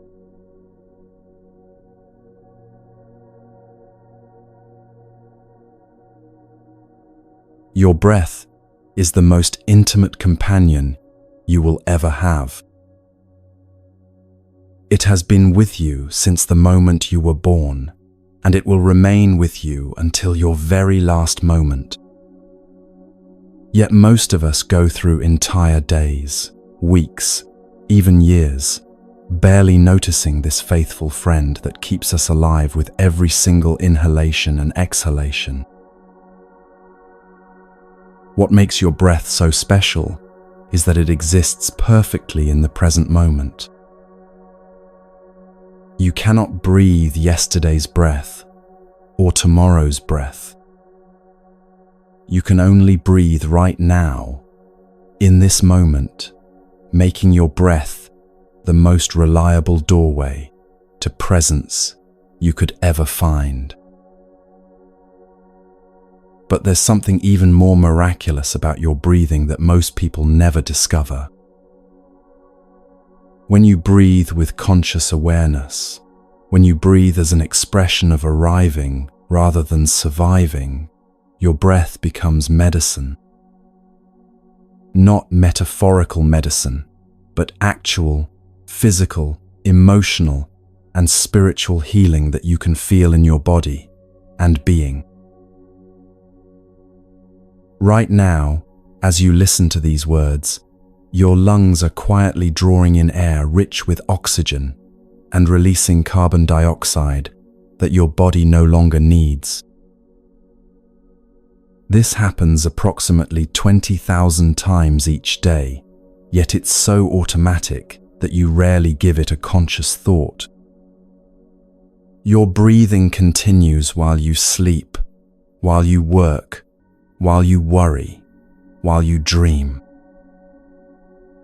It asks nothing from you, yet gives you everything, the very essence of life itself. In Buddhist teaching, there's a profound practice that can transform your relationship with breathing forever. Instead of breathing simply to stay alive, you learn to breathe as a practice of healing, arriving, and coming home to yourself. The foundation of this practice is beautifully simple. Breathing in, I relax my body. Breathing out, I smile to my body. Let's explore what it means to breathe in, relaxation. Most of the time when we're stressed or anxious, our breathing becomes shallow and tight. We breathe as if we're fighting for air, as if each breath requires effort and struggle. This kind of breathing actually increases tension in our body and agitation in our mind. But when you practice breathing in relaxation, something completely different happens. Your in-breath becomes an expression of arrival rather than effort. You're not breathing to get somewhere or achieve something. You're breathing to arrive more fully in this moment, to come home to yourself, to release the unconscious tension you've been carrying. Feel this for yourself right now. Take a slow, gentle breath in, and as you do, silently say to yourself, breathing in, I relax my body. Notice how this intention changes the quality of your breath. Instead of just taking in air, you're taking in the possibility of letting go, of softening, of allowing your body to remember what relaxation feels like. You can only truly relax your body when you stop. As long as your mind is racing toward the next moment, the next task, the next worry, your body will hold the tension of that mental movement. But when your in-breath carries the energy of stopping, of arriving, of being present, relaxation happens naturally without any force or effort. This is why mindful breathing is so different from simply trying to relax. You're not commanding your body to relax or struggling to make tension go away. You're creating the conditions where relaxation can emerge organically by offering your body the gift of present moment awareness through conscious breathing. As you breathe out, you can practice smiling to your body. This smile doesn't have to be a big, dramatic expression. It can be as subtle as the feeling of appreciation, as gentle as the warmth of recognition. You're acknowledging your body with kindness, offering it the energy of love and gratitude. When you smile to your body through your out-breath, You're practicing a form of love meditation. You're healing the often difficult relationship many of us have with our physical being. Instead of criticizing your body for not being perfect, instead of ignoring it until something goes wrong, you're offering it conscious appreciation and care. This practice becomes deeply enjoyable when you discover that breathing with awareness is actually pleasurable. Your in-breath is no longer just a biological function. It becomes a moment of nourishment, of coming home, of touching peace. Your out-breath becomes a release, a letting go, a way of sharing your inner calm with the world around you. Many people are amazed to discover that they've been breathing in a way that creates stress rather than reduces it. Shallow, rapid breathing sends signals to your nervous system that you're in danger, that you need to stay alert and ready for action. But slow, conscious breathing tells your nervous system that you're safe, that you can rest, that healing is possible.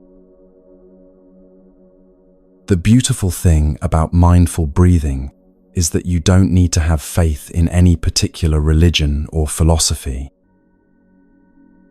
You just need to have faith in your own breath, in your own capacity to be present, in your own natural ability to heal and find peace. These are things you can verify for yourself through direct experience. You know whether your breath is helping you relax or creating more tension.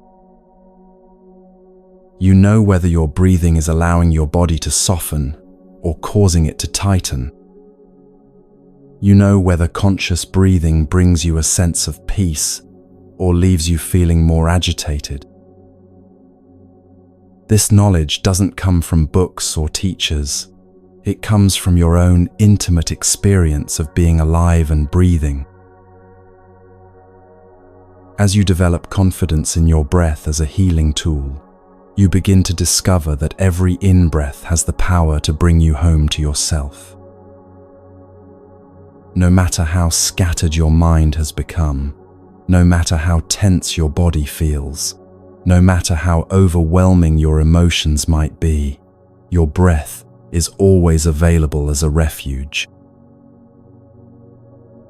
This is particularly powerful when you're dealing with difficult feelings. Instead of trying to push away sadness, anger, fear, or loneliness, you can use your mindful breathing to create space around these emotions. Your breath becomes like a gentle container that can hold whatever arises without being overwhelmed by it. When challenging emotions come up, you can practice breathing with them rather than against them. Breathing in, I acknowledge this sadness. Breathing out, I hold it with compassion. You're not trying to make the emotion go away immediately.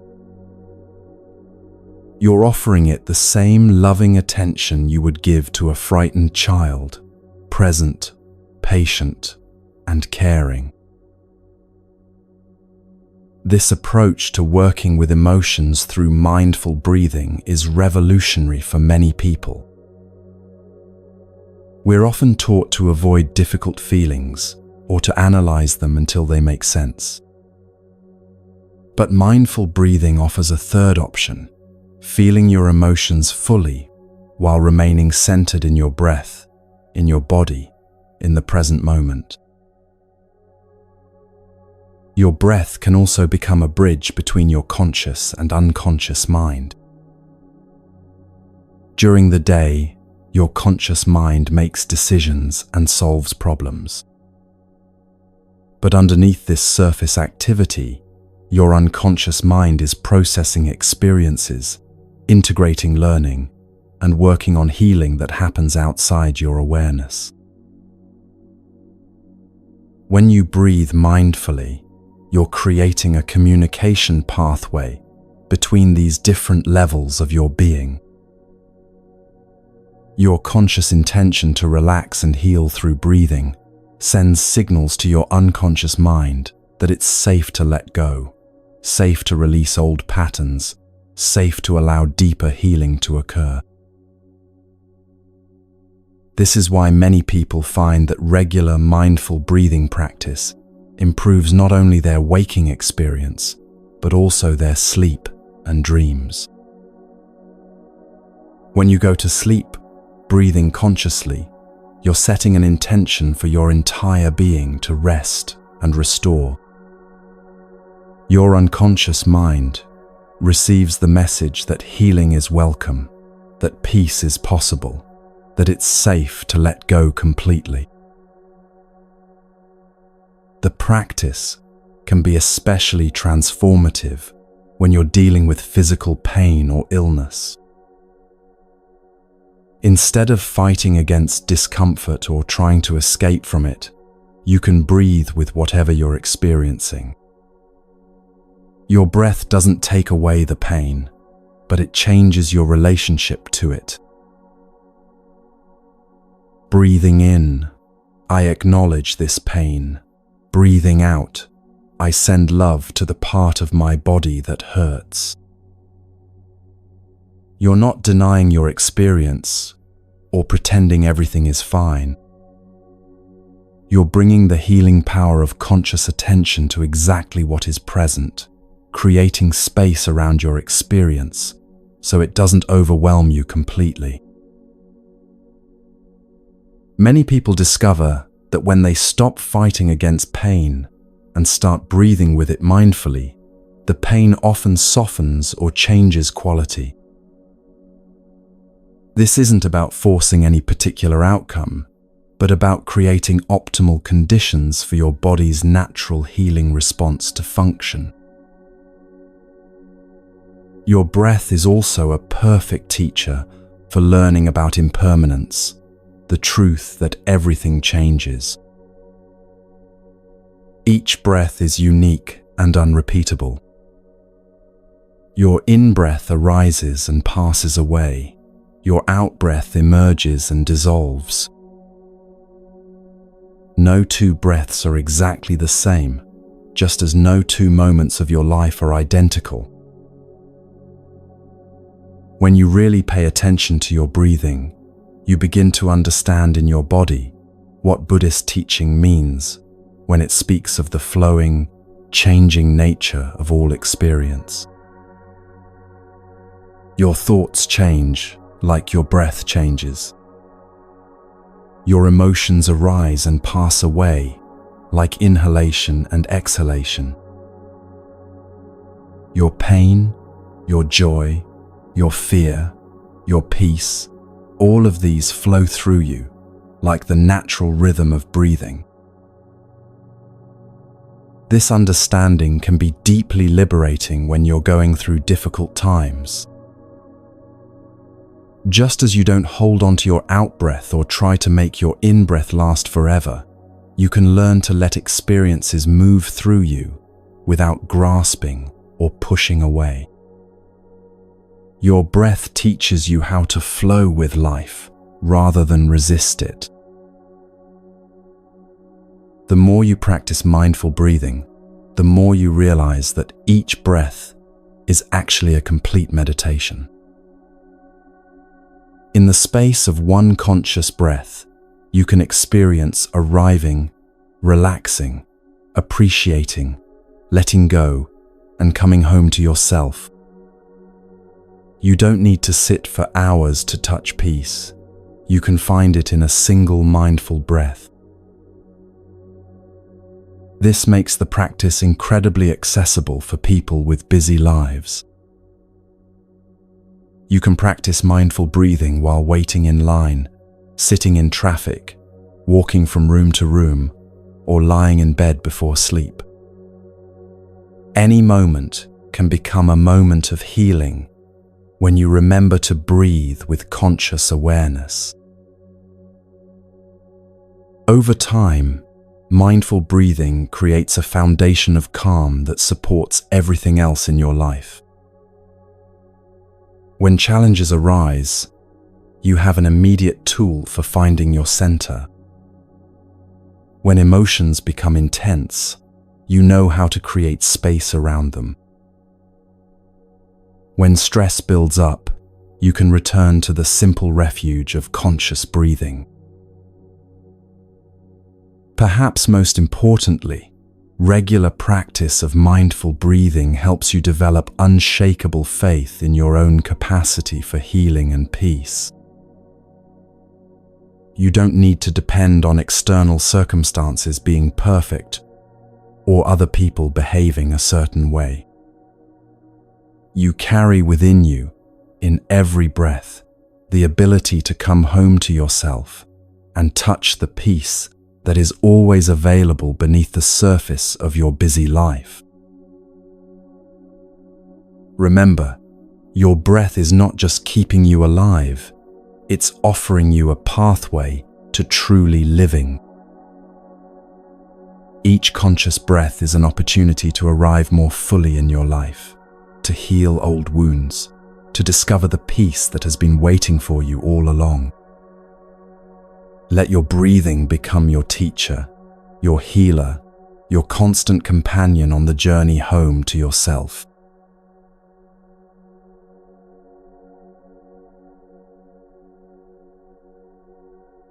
In the ancient Buddhist teachings, there's a beautiful image that can guide us into one of the most healing practices you'll ever learn. Imagine a wise farmer who has worked his land for many years, someone who knows seeds and soil with the intimacy that comes from decades of patient attention. At the end of harvest time, this farmer goes down to his cellar where he stores large bags of seeds for the next planting season. He carefully brings up one of these heavy bags, sets it down in a circle of warm lamplight, and opens it. Then, with the gentle precision of someone who truly loves his work, he pours the seeds onto the floor in front of him. Because his eyes are clear and his attention is steady, he can easily recognize each type of seed that spills across the wooden planks. "These are kidney beans," he says to himself, picking up a handful of the dark, kidney-shaped seeds. "And these are mung beans," noting their small, round shape and olive green color. "Here are corn kernels, and over there, grains of rice." Each seed is different, each one unique, each one containing within itself the potential for new life and nourishment. The farmer doesn't judge any of the seeds as good or bad. He doesn't wish the kidney beans were corn, or try to make the rice grains look like mung beans. He simply recognizes each seed for what it is, with the loving attention of someone who understands that every seed has its place, its purpose, its own particular gift to offer. This farmer, according to the Buddha's teaching, represents the practitioner who lies down to explore their own body with the same quality of gentle, recognizing awareness. Just as the farmer spreads out his seeds in the lamplight to see them clearly, you can spread your attention through your body, using the light of mindfulness to recognize and appreciate each part of your physical being. This practice is called body scanning, but it's so much more than a relaxation technique or stress reduction method.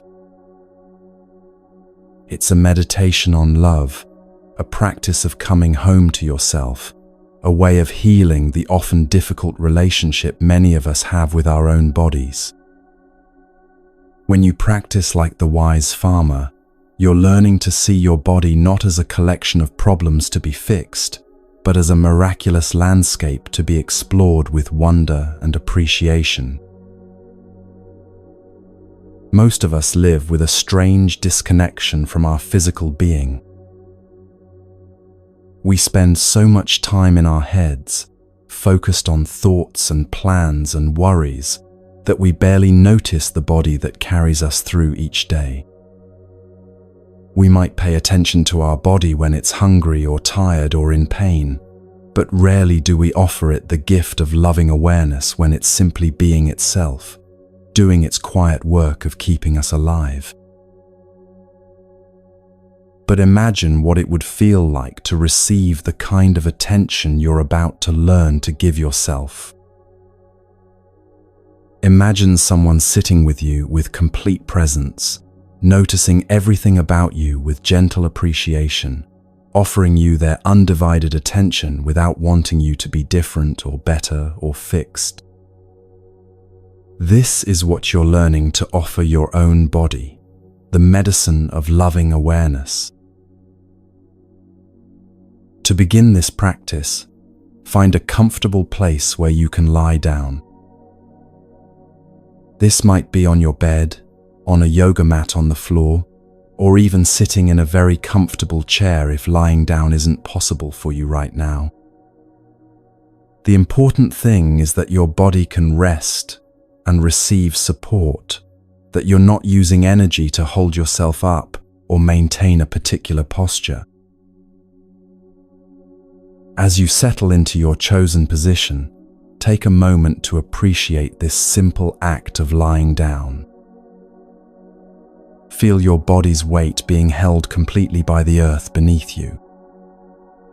Notice how you don't have to do anything to be supported. The ground, the bed, the chair, they offer their support freely, asking nothing in return. This is your first taste of the surrender that makes deep healing possible. Now, like the farmer who first acknowledges his whole bag of seeds before examining each type individually, you can begin with awareness of your body as a complete, integrated whole. Breathing in, I am aware of my body. This is like saying good morning to an old friend, like coming home after a long journey away. For many people, this simple moment of acknowledging their body as a whole is surprisingly emotional. You might realize how long it's been since you really paid attention to your physical being, how much you've taken for granted, how often you've treated your body as something to push through fatigue rather than something to care for with tenderness. Whatever arises is perfectly okay. This is the beginning of healing. Breathing out, I smile to my body. This smile is an expression of gratitude, of recognition, of the intention to treat yourself with kindness. You're beginning to repair the relationship between your conscious mind and your physical being, acknowledging your body as a partner in life, rather than a burden to carry. From this foundation of appreciation for your body as a whole, you can begin the loving journey through each part, starting from the very top of your head. Like the farmer's lamp casting light on each type of seed, you'll use the light of mindfulness to illuminate each area of your body with gentle attention. Breathing in, I am aware of the hair on my head. Breathing out, I smile to my hair. When did you last appreciate your hair for protecting your scalp, for keeping you warm, for being part of your unique appearance? Your hair grows quietly and persistently, asking nothing from you, yet adding to your identity and protecting your skin from sun and cold. Breathing in, I am aware of my forehead. Breathing out, I smile to my forehead. Your forehead houses your frontal brain, the part of you that plans and decides and solves problems, It's also the place where worry lines might appear, where you might hold tension from concentration or stress. Can you offer your forehead a moment of softening, of appreciation for all the thinking it supports? Breathing in, I am aware of my eyes. Breathing out, I smile to my eyes. Here you might pause a little longer because your eyes are such faithful servants. They've been working since the moment you woke up this morning, gathering light, focusing near and far, bringing you the visual beauty of the world. Think of everything your eyes have seen today already. The colors of sunrise, the faces of people you love, the words you've read, the path you've walked.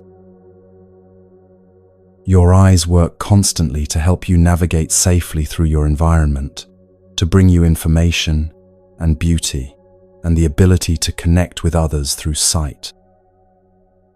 They deserve a moment of your gratitude and care. If you have challenges with your vision, this moment becomes even more precious. You can appreciate your eyes for whatever sight they do provide, or if you've lost your vision, you can thank them for the years of service they gave you, for the memories of visual beauty they helped you store. Every pair of eyes has its own story, its own gift, its own worthiness of love. Breathing in, I am aware of my ears. Breathing out, I smile to my ears. Right now, your ears are bringing you the sound of these words, but they're also monitoring your environment for safety, helping you maintain balance, connecting you to the world of music and laughter and conversation. Your ears have been with you through every song that's ever moved you, every voice that's ever comforted you, every sound of nature that's brought you peace.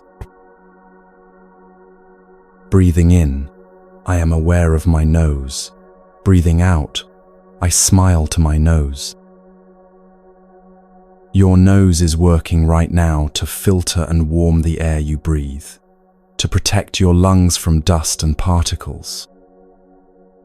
It brings you the smell of flowers and fresh bread and rain on earth, connecting you to memories and emotions through the ancient pathway of scent. Breathing in, I am aware of my mouth. Breathing out, I smile to my mouth. Your mouth allows you to speak words of love and comfort, to taste the sweetness of fruit and the satisfaction of a good meal. Through your mouth, you can offer smiles that light up other people's days. You can speak truth and kindness. You can express your thoughts and feelings to the world. As you continue this journey down through your body, you might notice that some areas feel more alive and present than others. Some parts of your body might feel warm and receptive to your attention, while others feel numb or disconnected. This is completely normal. Many of us have learned to disconnect from parts of our body as a way of coping with pain, trauma, or simply the demands of busy living. The invitation is not to force any particular feeling or sensation, but simply to offer your loving attention to each part, exactly as it is. Like the farmer who recognizes each seed without trying to change it, you're learning to recognize each part of your body without needing it to be different.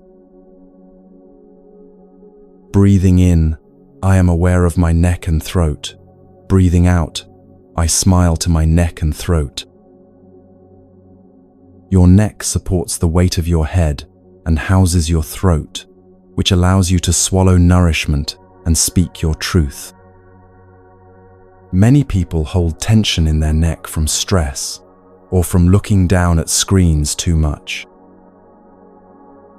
Can you offer this area some softening, some appreciation for its constant work?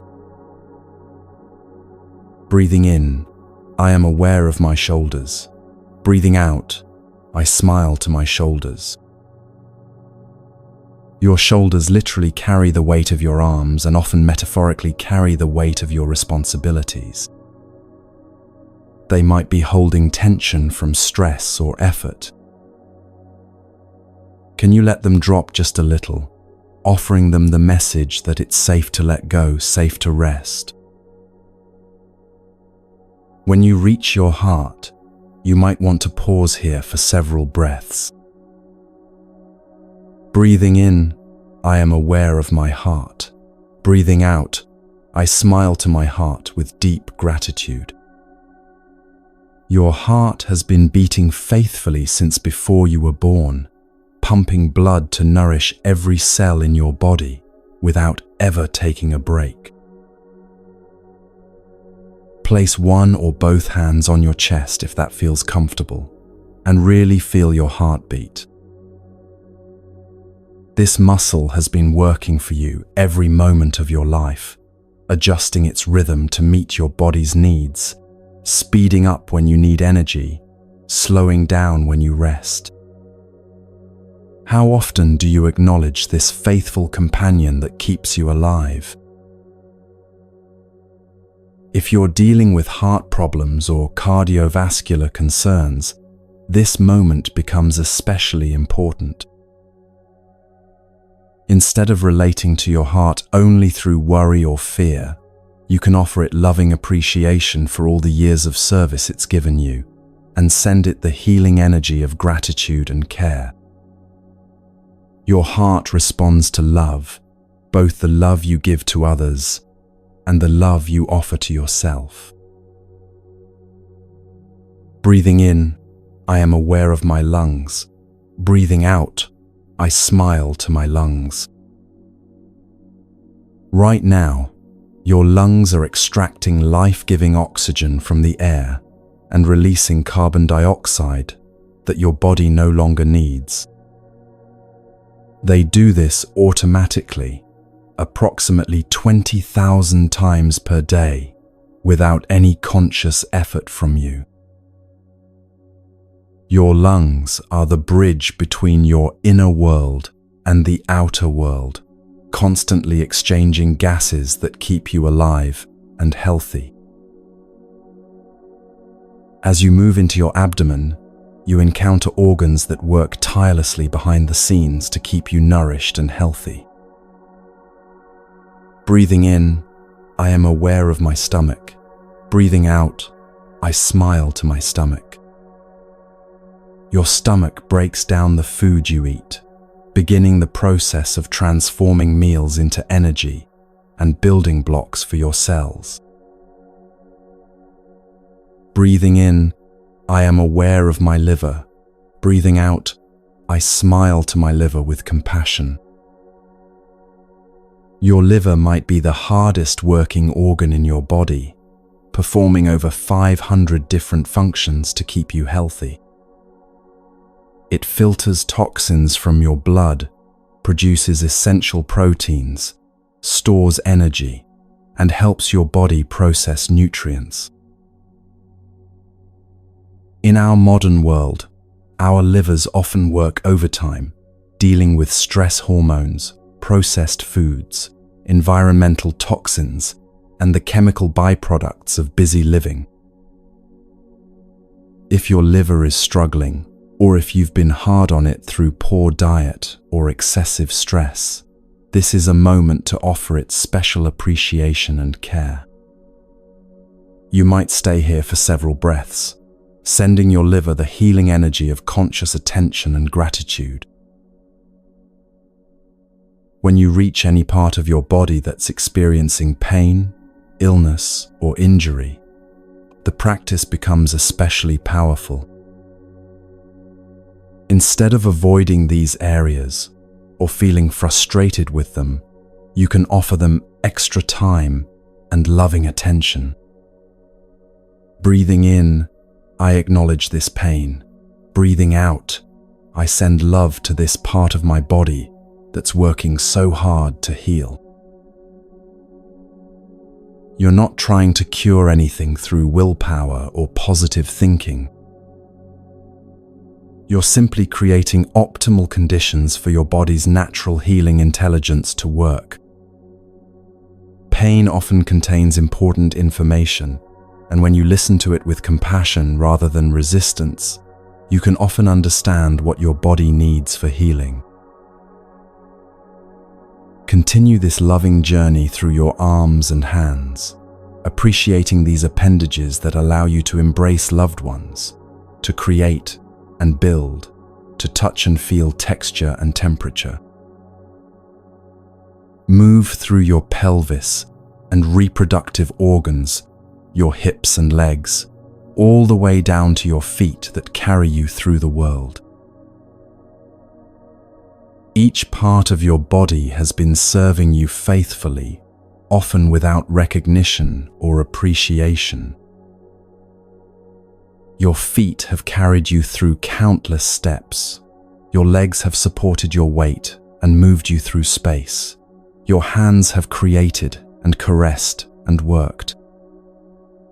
Every part deserves this moment of loving recognition. The complete body scan typically takes about 20 to 30 minutes, but there's no rush. You can take as long as you like, staying extra time with areas that need healing or that feel particularly receptive to your attention. The practice is inherently pleasant and deeply restful. You're not working hard or forcing anything to happen. As you finish your journey through your body, take a moment to appreciate yourself as a whole being again. Like the farmer who gathers his seeds back into their bag, knowing each type and appreciating the diversity of his collection, you can rest in awareness of your body as a complete, integrated, miraculous system. Many people find that this practice changes their relationship with their body permanently. Instead of relating to your body primarily through criticism or neglect, you begin to develop a partnership based on love and appreciation. You start making choices that support your body's well-being, not from guilt or discipline, but from genuine care for this faithful companion that carries you through life. Remember, like the wise farmer tending his seeds, this practice requires patience and gentleness. Some days your body will feel more receptive to your attention, some days less so. Both are perfectly fine. The healing comes not from perfect practice, but from the consistent offering of loving awareness to the miracle of being alive in a body.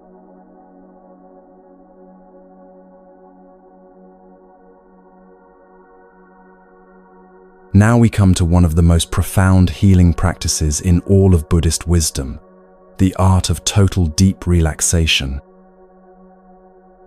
This isn't just lying down and trying to feel calmer, though many people mistake it for simple rest. This is a complete surrender of your entire being to the healing power of the present moment, a practice so restorative that 20 minutes can be more healing than hours of ordinary sleep. In our culture, we've forgotten what true rest actually means. We think we're resting when we collapse on the couch after a long day, but our minds are still racing with tomorrow's worries. We believe we're relaxing when we scroll through our phones in bed, but our nervous systems remain activated by the constant stream of information.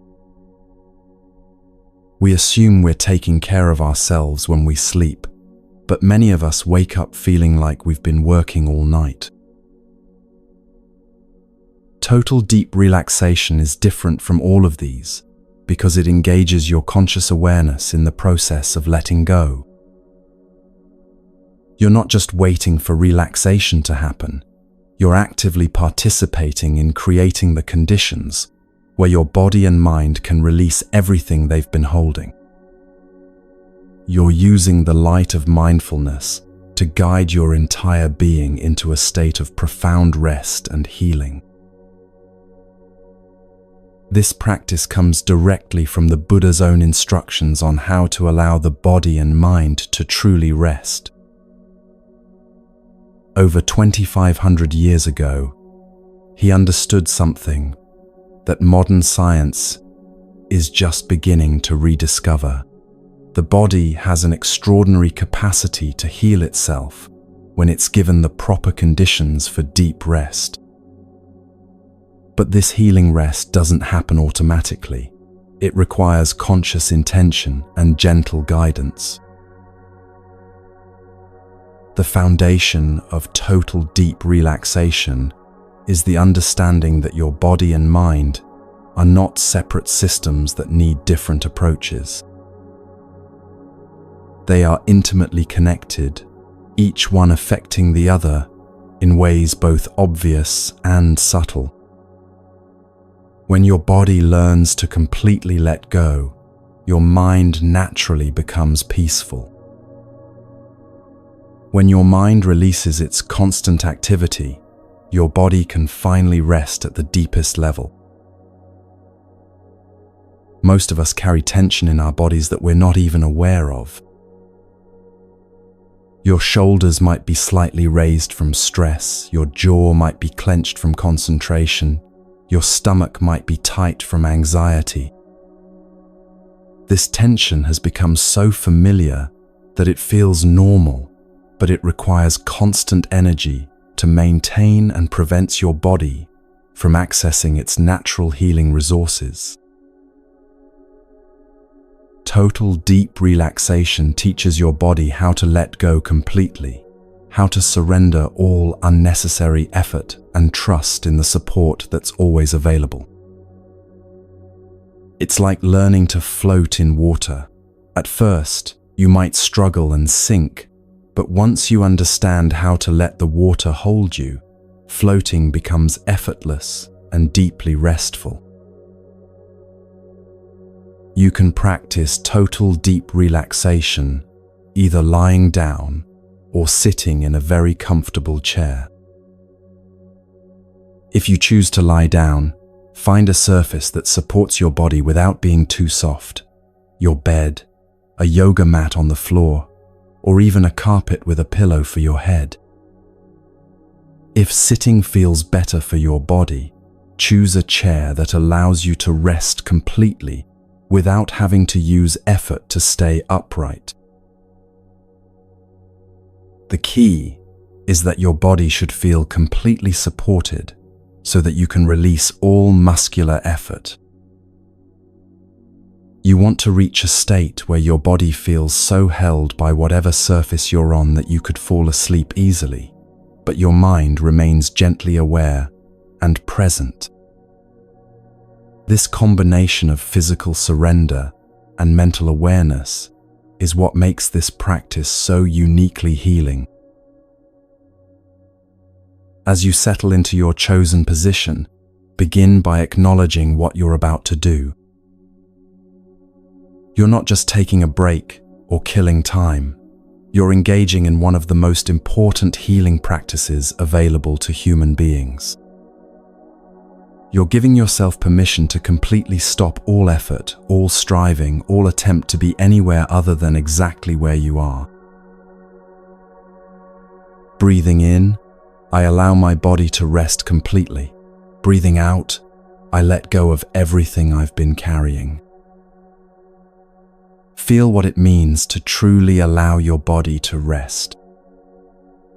This isn't about forcing relaxation or commanding your muscles to soften. It's about giving your body permission to do what it naturally wants to do when it feels safe and supported. You can begin by feeling the weight of your body surrendering to gravity. Notice how the earth supports you completely without any effort from you. The ground, the bed, the chair, whatever is holding you asks nothing in return for this support. You can trust this support completely, allowing your body to become heavier and heavier as you release the unconscious effort of holding yourself together. Start with your head, which carries so much responsibility during your waking hours. Your head houses your brain, which works constantly to process information, make decisions, solve problems, and keep you safe. Now you can give your head permission to rest completely. Let it sink into whatever surface is supporting it, feeling the relief of finally letting go of the subtle effort of holding your head upright. Allow your eyes to close or soften their gaze, releasing them from their constant work of focusing and seeing. Your eyes have been gathering visual information all day, adjusting to different lights and distances, protecting you by staying alert. Now they can rest completely, sinking back into their sockets, letting go of all effort. Feel your jaw releasing any tension it might be holding. Many of us clench our jaws when we concentrate or feel stressed, sometimes so unconsciously that we don't realize we're doing it.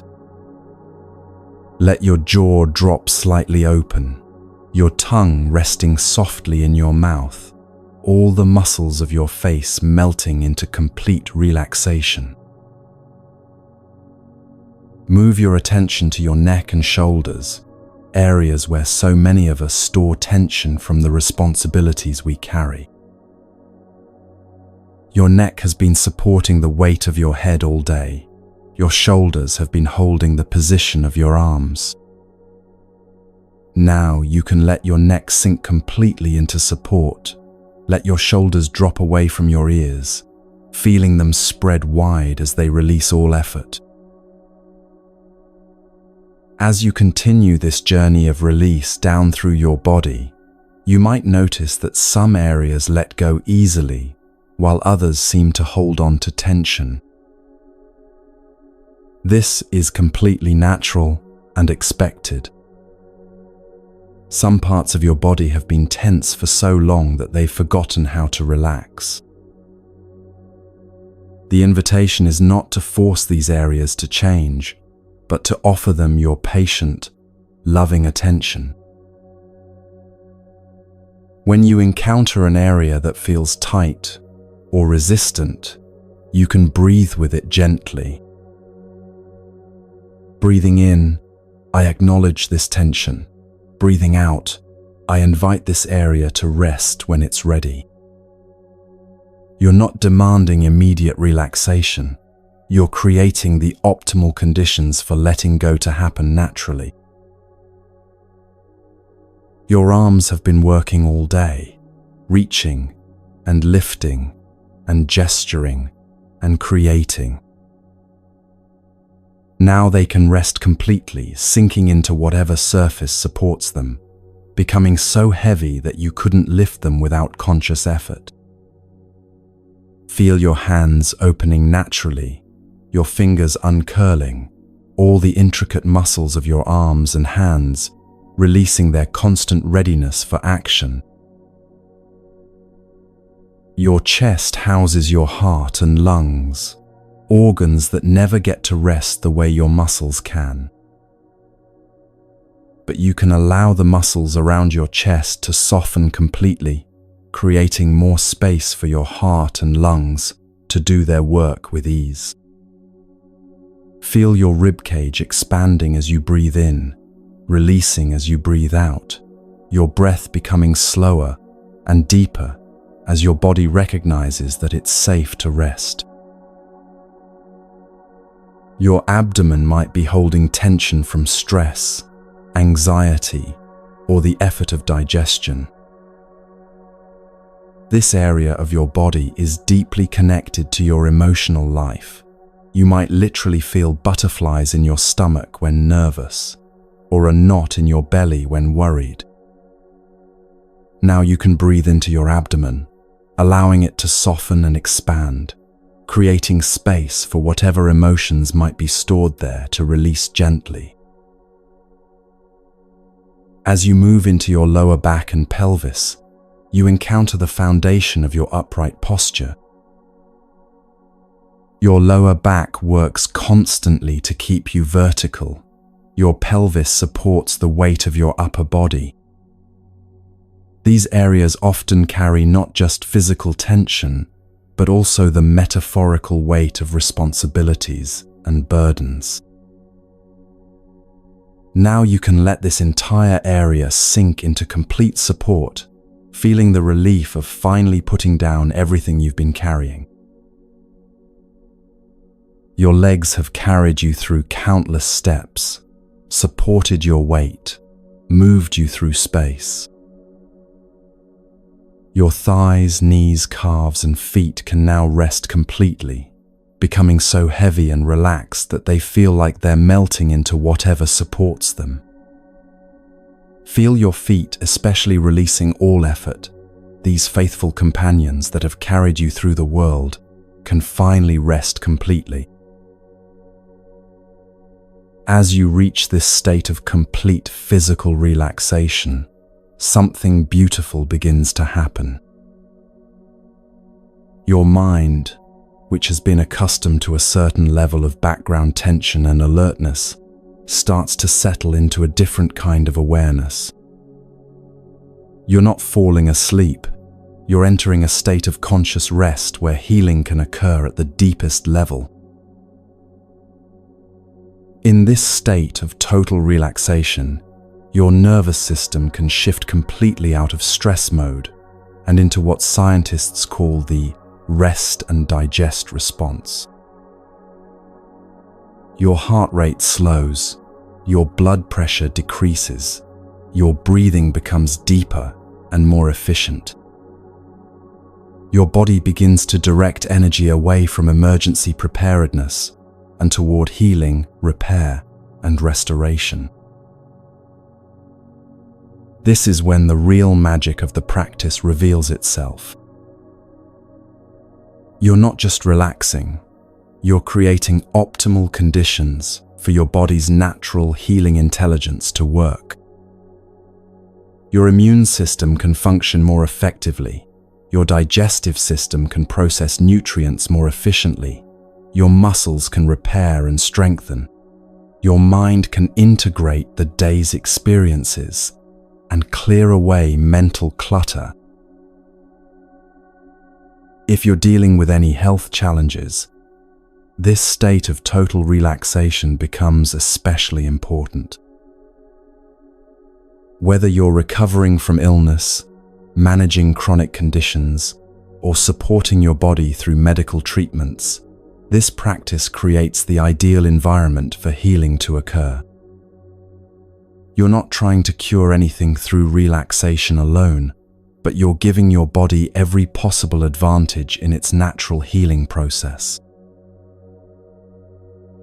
The practice of total deep relaxation also has profound effects on your emotional and mental well-being. When your body is completely relaxed, emotions that you've been holding in tension can finally surface and release. You might find yourself feeling waves of different emotions during the practice: sadness, joy, gratitude, relief. All of these are welcome and natural as your being releases what it's been storing. Sometimes people worry that they'll fall asleep during total relaxation practice, and while this isn't the goal, it's not a problem either. If your body is deeply tired, the practice might naturally lead into healing sleep. But often, people discover that this conscious relaxation is even more restorative than sleep because they're actively participating in the rest rather than simply losing consciousness. The ideal state is one where your body is completely relaxed, but your awareness remains gently present. You're like a calm lake, perfectly still on the surface but fully aware of the life flowing beneath. In this state, you can actually feel your body healing, feel tension releasing, feel peace spreading through every cell. As you become comfortable with this practice, you can extend it for longer periods. While 20 to 30 minutes is typically sufficient for significant benefits, some people enjoy practicing for an hour or more when they have time. The longer you rest in this state of total relaxation, the deeper the healing that can occur.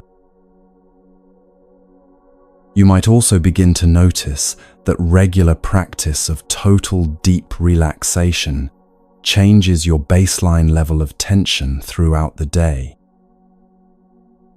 When your body remembers what complete relaxation feels like, it becomes easier to release unnecessary tension before it accumulates. You develop a reference point for true rest that helps you recognize when you're holding stress in your body. Remember, this practice is not a luxury or an escape from life.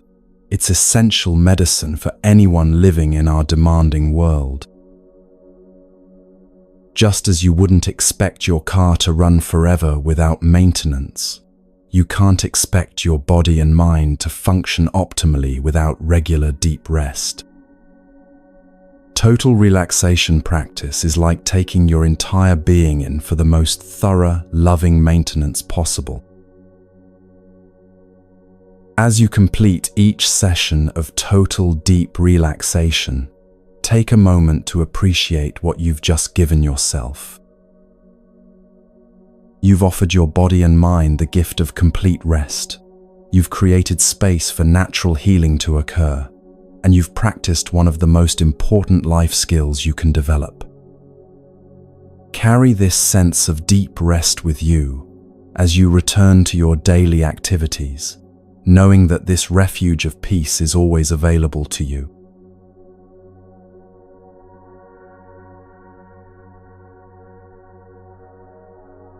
The true test of any spiritual practice is not how peaceful you feel during formal meditation, but how that peace translates into the ordinary moments of your daily life.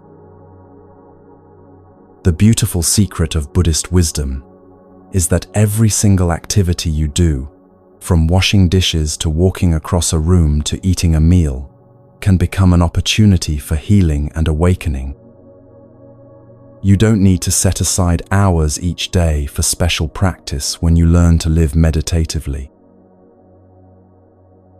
This transformation begins with understanding that there are no ordinary moments. Every breath you take, every step you make, every bite of food you eat is an opportunity to practice presence, to come home to yourself, to touch the peace that is always available beneath the surface of your busy mind.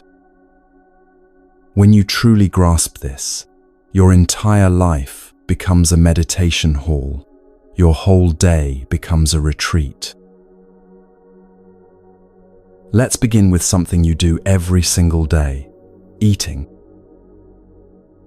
Most of us eat while doing something else, reading emails, watching television, planning the afternoon, reviewing yesterday's conversations. We consume our food so mindlessly that we barely taste it, treating meals as fuel stops rather than opportunities for nourishment and presence. But imagine what becomes possible when you eat your breakfast as a practice of mindful presence. You sit down at your table not just to consume calories for the morning's energy, but to engage in a meditation on gratitude, awareness, and simple joy. This single shift can transform not only your relationship with food, but your entire experience of starting each day. When you practice mindful eating, you can take 20, 25, or even 30 minutes for breakfast. This might sound like a luxury in your busy schedule, but consider what you're actually doing during this time. You're practicing total relaxation while eating. You're training your nervous system to shift out of stress mode and into rest mode. You're beginning your day from a place of peace rather than rushing. Sit down to eat as if you have absolutely nothing to worry about, nothing to accomplish, nowhere to be, except exactly where you are.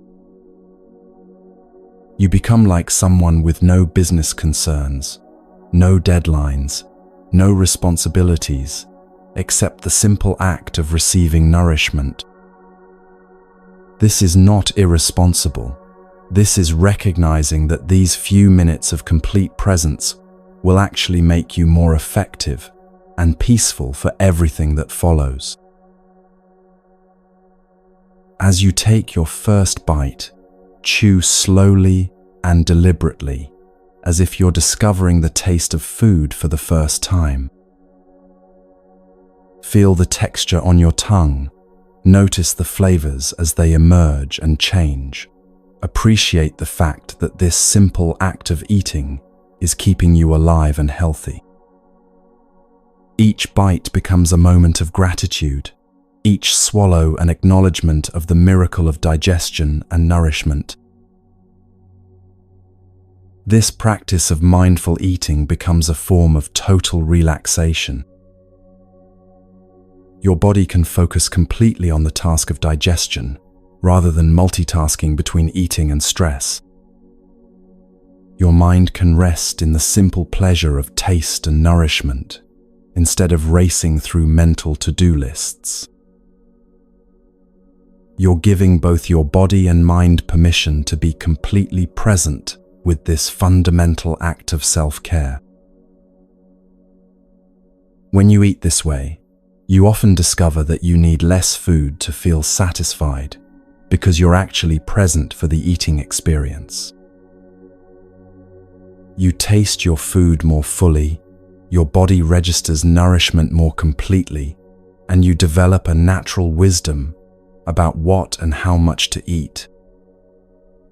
This isn't a diet technique, it's a practice of coming home to your body's natural intelligence. The same quality of mindful presence can transform every meal of your day. Lunch becomes a meditation break in the middle of your busy schedule, a chance to return to yourself and remember what really matters. Dinner becomes a time of transition, helping you shift from the day's activities into evening rest and restoration. But the practice extends far beyond eating. Every activity in your daily life can become an opportunity for healing when you bring the quality of complete presence to it. Walking from room to room, washing dishes, brushing your teeth, getting dressed, all of these ordinary activities can become gateways to peace and awareness. Consider the simple act of washing dishes, something that many people find boring or tedious. But when you wash dishes with complete presence, this activity becomes a beautiful meditation. You feel the warm water on your hands.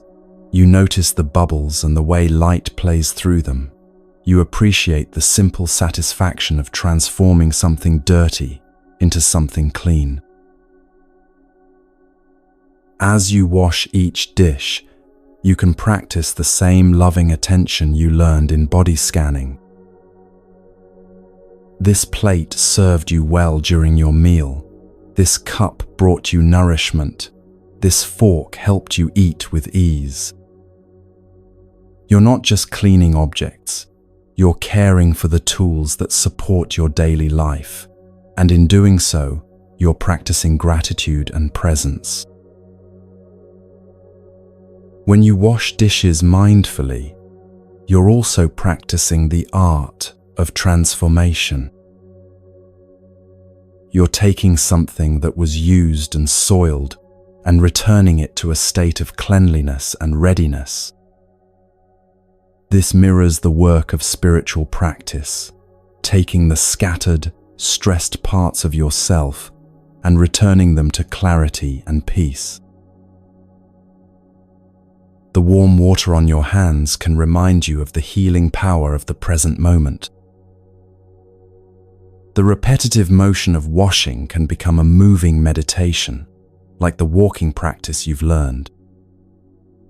Instead of washing dishes while your mind races through other concerns, you can wash dishes as a practice of arriving fully in this moment.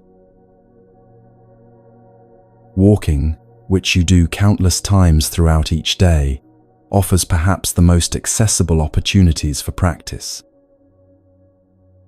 Every time you move from one place to another, across your kitchen, through your office, down the street, you can transform this ordinary activity into a meditation in motion. When you walk mindfully, you're not just trying to get somewhere efficiently. You're walking to practice presence, to feel your feet connecting with the earth, to appreciate the miracle of movement and balance. Each step becomes an opportunity to say, "I have arrived, I am home," to remember that you don't need to be anywhere other than exactly where you are. You don't need to walk slowly or in any special way to practice mindful walking. You can walk at whatever pace your situation requires, while still maintaining awareness of the walking itself. The key is bringing conscious attention to the physical experience of moving through space, rather than being lost in mental planning or reviewing. Even brief moments of mindful walking can shift your entire state of being. Walking from your car to your office door with complete presence can help you arrive at work feeling centered and clear.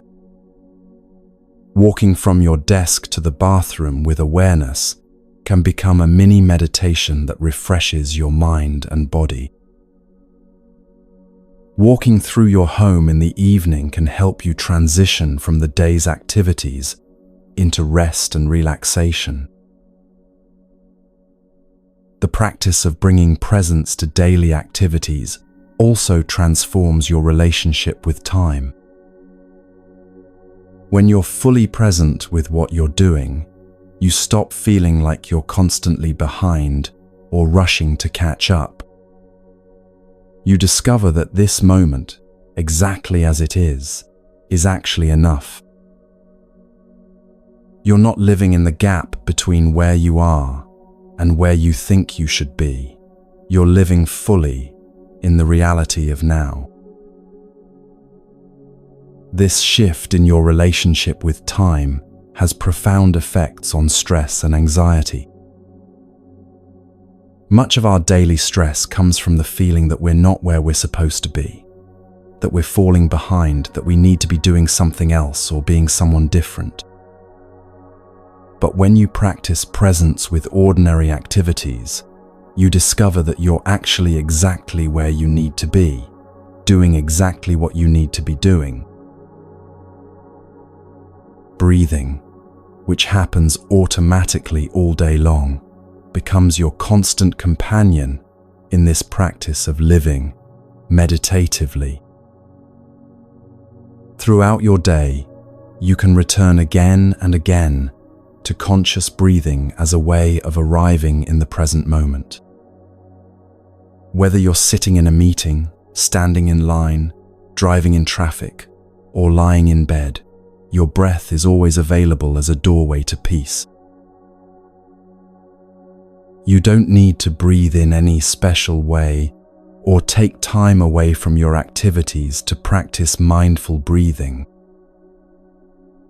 You can simply notice your breathing while you're doing whatever you're doing, allowing this awareness to anchor you in the present moment. 3 conscious breaths can shift you from stress to calm, from scattered to centered, from overwhelmed to peaceful. The beautiful thing about extending your practice into daily life is that it creates a continuous stream of healing moments throughout your day. Instead of having just 1 or 2 formal meditation sessions, you have dozens of opportunities to touch peace, to come home to yourself, to practice presence. Your entire day becomes a retreat. Your whole life becomes a practice of awakening. This doesn't mean you need to be perfectly mindful every moment of every day. That would be exhausting and unrealistic. It means you begin to notice opportunities for presence and take advantage of them when you remember. Some moments you'll be completely present, some moments your mind will be elsewhere, and both are perfectly fine. The practice is in the returning, not in the staying. Each time you notice that your mind has wandered into worry or planning, and you gently bring it back to the present activity, you're strengthening your capacity for presence. Each time you remember to breathe consciously, or walk mindfully, or eat with awareness, you're cultivating the skill of living from peace rather than stress. As you continue to practice bringing presence to daily activities, you might notice that your overall baseline of peace and calm begins to shift. Instead of feeling stressed most of the time with occasional moments of peace, you begin to feel peaceful most of the time with occasional moments of stress. This isn't about becoming passive or disengaged. It's about discovering that you can be fully engaged with life while remaining rooted in inner calm. Your practice also begins to influence the people around you. When you're truly present with others, when you listen with complete attention, when you speak from a place of calm centeredness, when you move through the world with peace, others feel this and are affected by it. You become a source of healing and calm in your family, your workplace, your community. This ripple effect is one of the most beautiful aspects of spiritual practice. You don't need to preach or teach or try to change others. You simply embody the peace and presence you're cultivating, and this naturally invites others to remember their own capacity for calm and awareness. Children are especially responsive to this kind of authentic presence. When you're with children while practicing mindful presence, they often naturally become calmer and more centered themselves.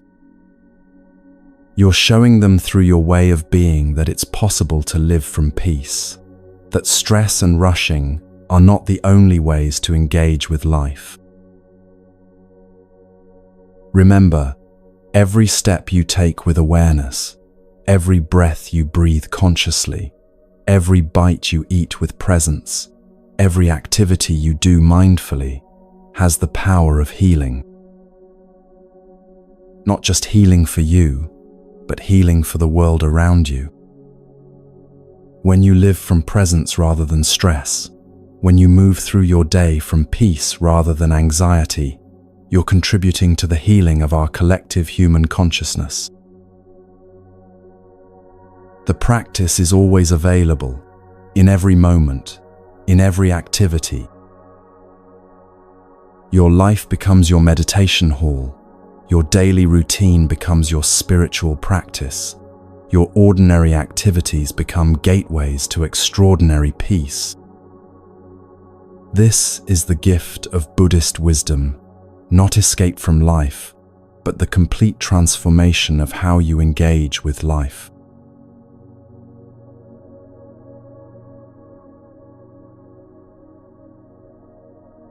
Now we come to one of the most important questions you'll ever ask yourself. Are you truly present for your own life? Or are you constantly running towards some other moment? This isn't a philosophical question. It's the most practical inquiry you can make, because the answer determines whether you're actually living or just existing in a kind of wakeful sleep. To be fully present means that your body and mind are in the same place at the same time, right here, right now. It means you're not physically sitting in your chair while mentally rehearsing tomorrow's meeting. It means you're not walking through your neighborhood while your thoughts replay yesterday's conversation. It means you're completely here, fully available to this moment, this breath, this experience of being alive. But for most of us, true presence is surprisingly rare. We might be present for a few seconds at a time, when we're startled by a beautiful sunset, when we're laughing with a loved one, when we're absorbed in something we enjoy. But most of the time, we're living in what we might call split reality, body here, mind elsewhere. This split creates a profound problem.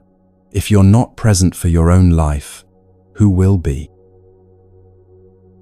If you're not here for yourself, for your body, for your feelings, for your actual experience of being alive, then you're essentially living as a stranger to yourself.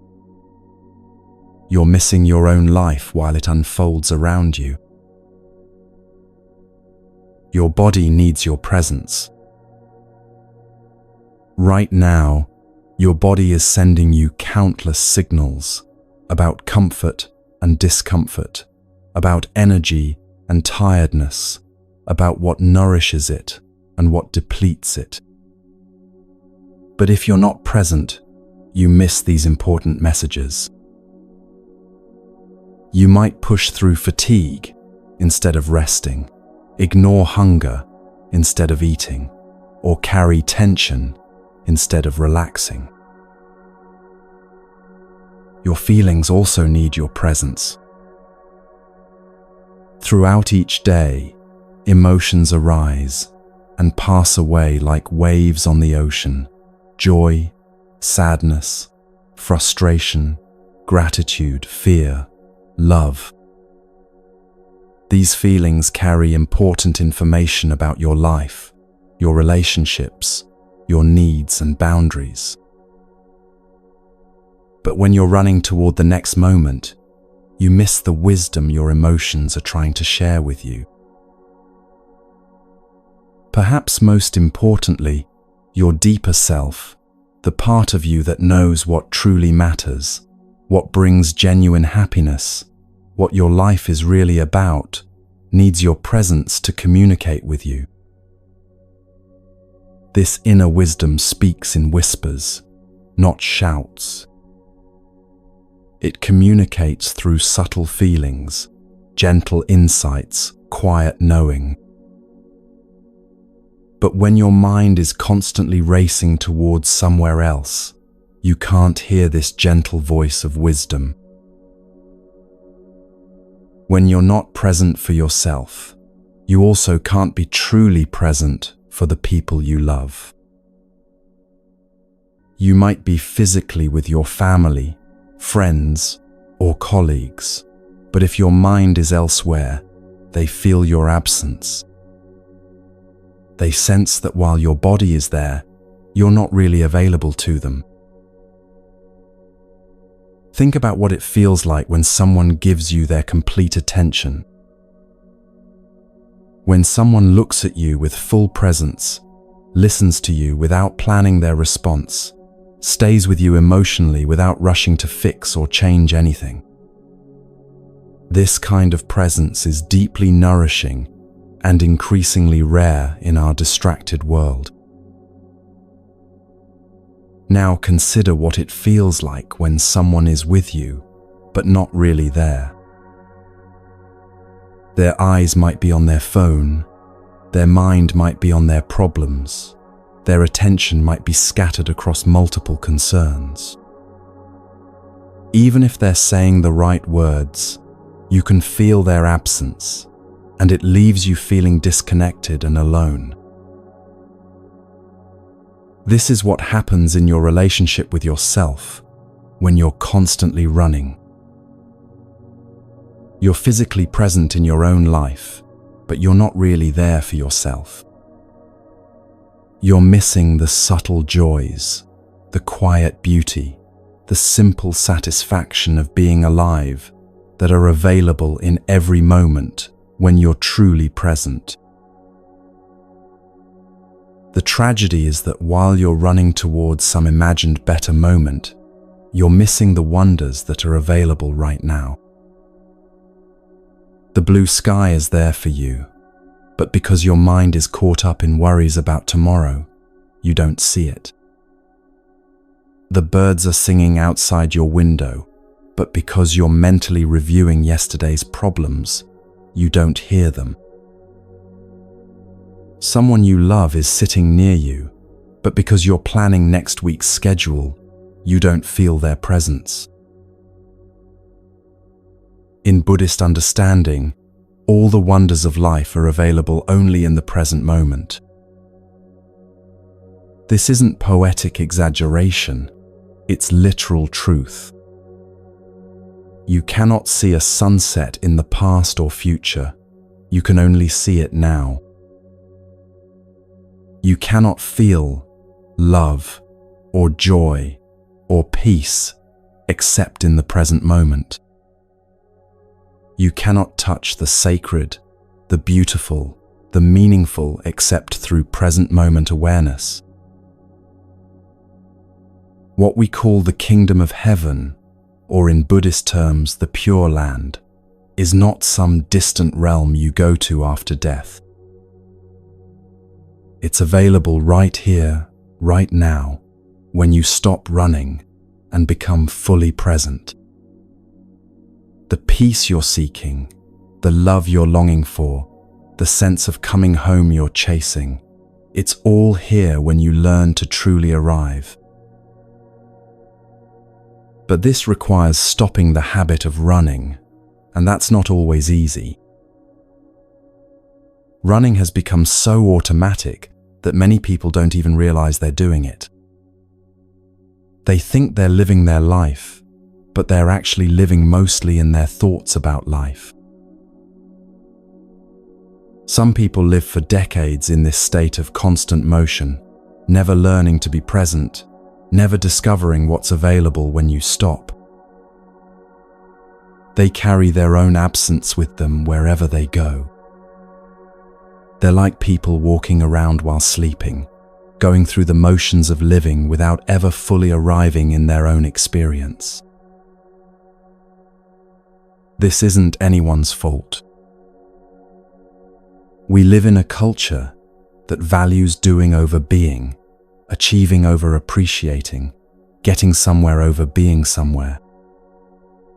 We're taught from a young age that worth comes from productivity, that value comes from accomplishment, that happiness lies in the next achievement or acquisition. But Buddhist wisdom offers a radically different understanding. It says that everything you're seeking is already here when you learn to stop and be present. You don't need to become someone different or achieve something more to access peace, joy, and deep contentment. You need to stop running long enough to notice what's already available. The beautiful thing is that you can help others discover this too. When you learn to be truly present, you become like a lighthouse, offering others a glimpse of what's possible when you stop running. Your presence itself becomes a teaching, an invitation for others to remember their own capacity for stopping and arriving. You can rescue people who are lost in their own running by simply being present with them. When you offer someone your complete attention, when you listen with your whole being, when you're fully there without trying to fix or change anything, you're giving them a precious gift. You're showing them what presence feels like, and this can awaken their own longing to come home to themselves. This is how healing spreads in the world, not through preaching or convincing, but through embodying the peace and presence that others recognize as what they've been seeking all along. When you're truly present, you help others remember that they too can stop running and arrive in their own lives. The practice is simple but profound. Whenever you notice you're running mentally or emotionally, pause and ask yourself, what's actually happening right now? Not what you think should be happening, not what you're worried might happen, but what's actually present in this moment. Usually, you'll discover that this moment is quite manageable, even pleasant. You're breathing, which means you're alive. You're aware, which means you have the capacity for consciousness and choice. You're here, which means you have the opportunity to touch life directly, rather than living through your thoughts about life. When you recognize what's actually happening in the present moment, you can begin to touch the wonders that are always available. The blue sky that's been waiting for you to notice it. The sound of birds, or wind, or distant laughter that's been calling for your attention. The feeling of your feet on the ground, your breath moving in and out, your heart beating steadily in your chest. These simple realities might not seem like much when your mind is caught up in drama and worry and planning. But when you're truly present with them, they reveal themselves as profound sources of peace and contentment. You begin to understand that what you've been running toward has been here all along, waiting for you to stop and receive it. The choice between running and presence is available to you in every moment. You can continue the exhausting habit of always being on the way to somewhere else, or you can practice the revolutionary act of arriving where you are. You can keep searching for life in the future, or you can discover the life that's happening right now. This moment, exactly as it is your only opportunity to be fully alive. This breath, this heartbeat, this instance of awareness, this is where your life is actually happening. When you stop running and arrive here completely, you discover that you've been carrying the kingdom of heaven with you all along. You just needed to stop moving long enough to notice it.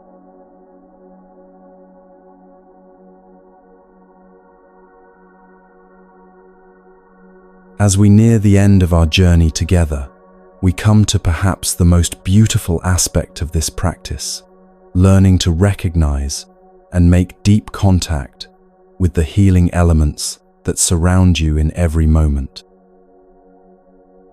This isn't about looking for something extraordinary or mystical, but about awakening to the profound nourishment that's already available in the garden of your daily life. When you practice stopping, when you learn to be truly present, something wonderful begins to happen. You start to notice things that have been there all along but were invisible to your running mind.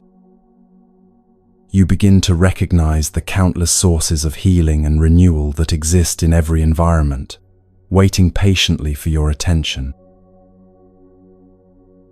Right now, as you listen to these words, there are elements of healing available to you. Perhaps you can hear birds singing outside your window, these small creatures offering their song freely to the world, asking nothing in return. The sound of birdsong has been used for healing throughout human history because something in our nervous system recognizes it as a signal of safety and natural harmony. When you truly listen to birds singing, not as background noise, but as a conscious practice of deep contact, something shifts in your being. Your breathing naturally slows, your shoulders relax, your mind becomes more spacious. You're not just hearing sounds, you're receiving a transmission of peace from the natural world that remembers how to live without anxiety or struggle. Perhaps you can hear the sound of wind moving through trees, or water flowing in a stream, or even the distant hum of life in your neighborhood. These sounds carry healing frequencies that can help restore balance to your nervous system when you really listen to them. But you have to stop the mental running long enough to receive what they're offering. The blue sky, if you can see it, has been waiting for you to notice its vast, unchanging presence. Clouds may come and go, storms may arise and pass, but the sky itself remains spacious and clear. When you look at the sky with present moment awareness, you're reminded of your own essential nature, the vast, peaceful awareness that remains constant beneath all the changing weather of thoughts and emotions. Trees, whether you can see them from where you are or you remember them from your last walk outdoors, offer a profound teaching about patience and rootedness. They grow slowly, respond wisely to seasons, bend with storms without breaking, and offer their gifts of oxygen and beauty without asking for anything in return. When you really look at trees, you're reminded of what it means to be grounded yet flexible, generous yet self-sustaining. Mountains, even if you only remember them or imagine them, represent the unshakable stability that exists within your own being. Mountains weather all seasons, all storms, all changes, yet remain fundamentally unchanged. When you contemplate mountains, you're connecting with the part of yourself that cannot be disturbed by temporary difficulties or changing circumstances. But recognition alone is not enough. The healing comes through deep contact, allowing yourself to truly receive what these elements of nature are offering. This means slowing down enough to really listen to the birds, to really see the sky, to really feel the presence of trees and earth and wind. Deep contact happens when you move beyond simply noticing these healing elements to actually opening yourself to receive their gifts.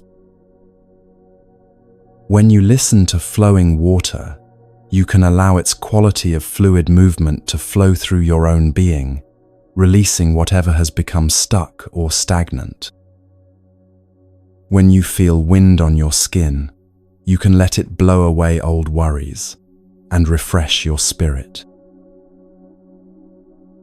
This practice of recognition and deep contact becomes especially important in our modern world, where we're constantly exposed to what we might call toxic elements. Every day, through news media, social media, conversations, and our own thought patterns, we can be invaded by energies of anger, fear, despair, and hatred. These elements are not nourishing. They drain our vitality and cloud our natural peace. We often allow these poisonous elements to penetrate deeply into our consciousness without even realizing it.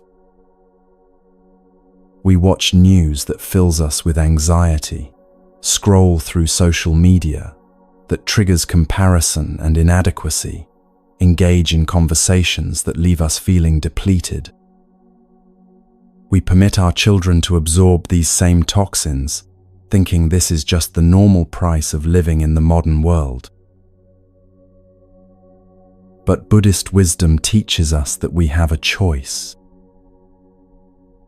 We can continue to unconsciously consume whatever mental and emotional pollution is offered to us, or we can practice conscious recognition of what nourishes us versus what depletes us. We can learn to protect our inner environment just as carefully as we would protect our physical health. This isn't about denying the reality of problems in the world or becoming isolated from important issues. It's about approaching life from a foundation of inner stability and peace, rather than constant reactivity and overwhelm. When you're grounded in the healing elements of the present moment, you can respond to life's challenges with wisdom, rather than react from anxiety and fear. The practice begins with learning to recognize when you're being invaded by toxic elements and when you have the opportunity to connect with healing ones. Throughout your day, you can ask yourself, what am I feeding my mind and heart right now? Is this conversation, this media, this mental activity nourishing my peace or disturbing it? When you recognize that you're consuming something toxic to your inner environment, you can make a conscious choice to return to what heals. You can step outside and feel the sun on your face, listen to birds singing, look at flowers or trees. You can practice conscious breathing, return to your body, reconnect with the simple miracle of being alive. Even in urban environments, healing elements are available if you know how to look for them.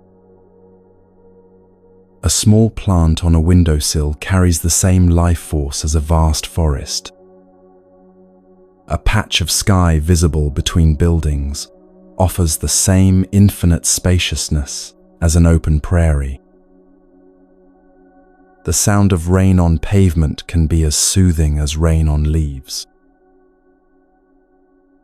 The key is learning to receive these gifts consciously, rather than taking them for granted.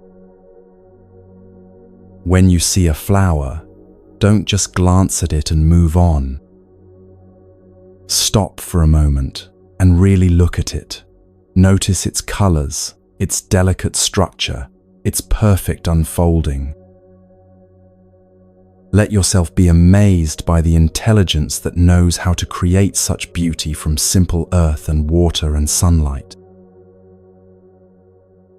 When you feel sunlight on your skin, don't just accept it as a physical sensation.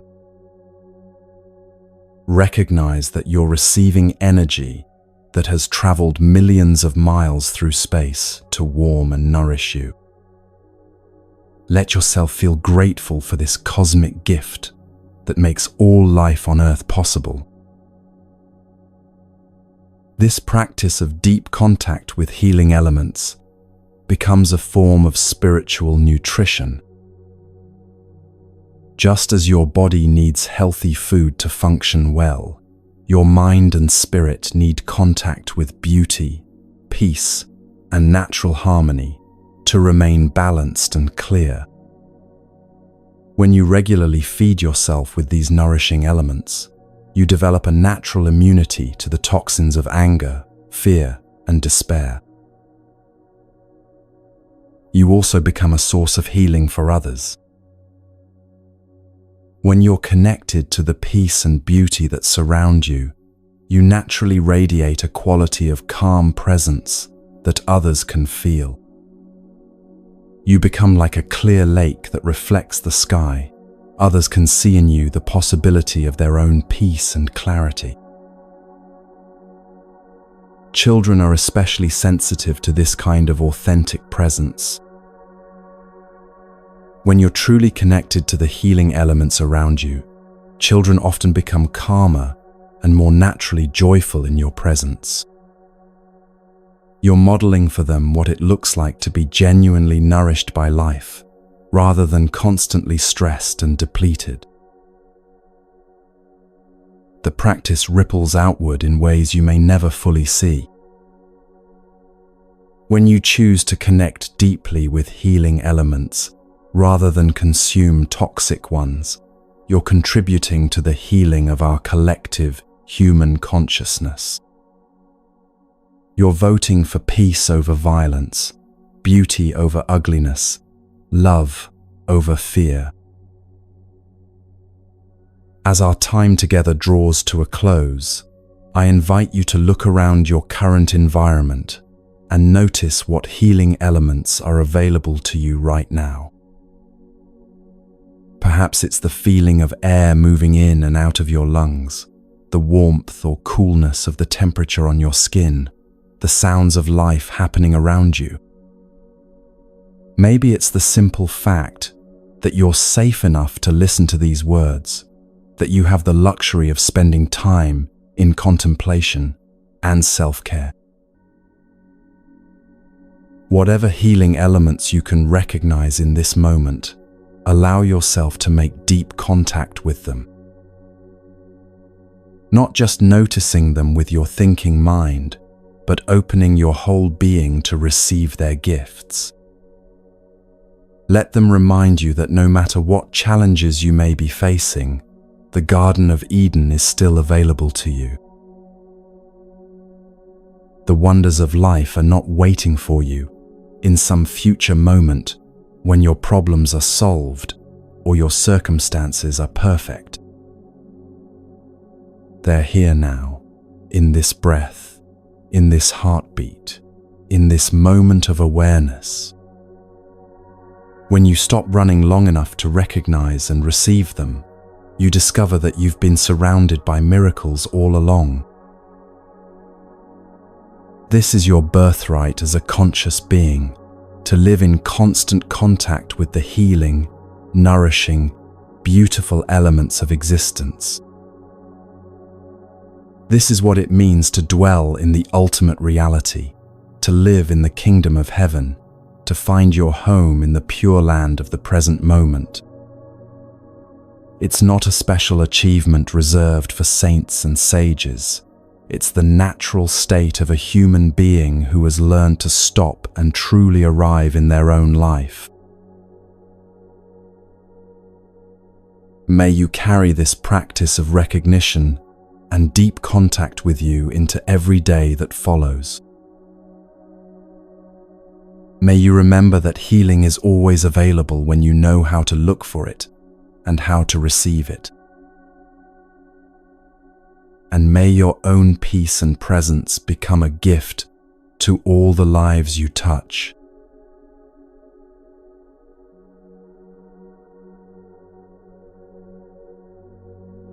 As our time together comes to a gentle close, I want to leave you with the most important truth we've discovered on this journey. It is possible for you to live every moment of your daily life in such a way that every moment becomes a moment of healing. This isn't a beautiful ideal that's impossible to achieve. This is a practical reality that you can begin experiencing immediately, exactly where you are, with whatever circumstances you're facing right now.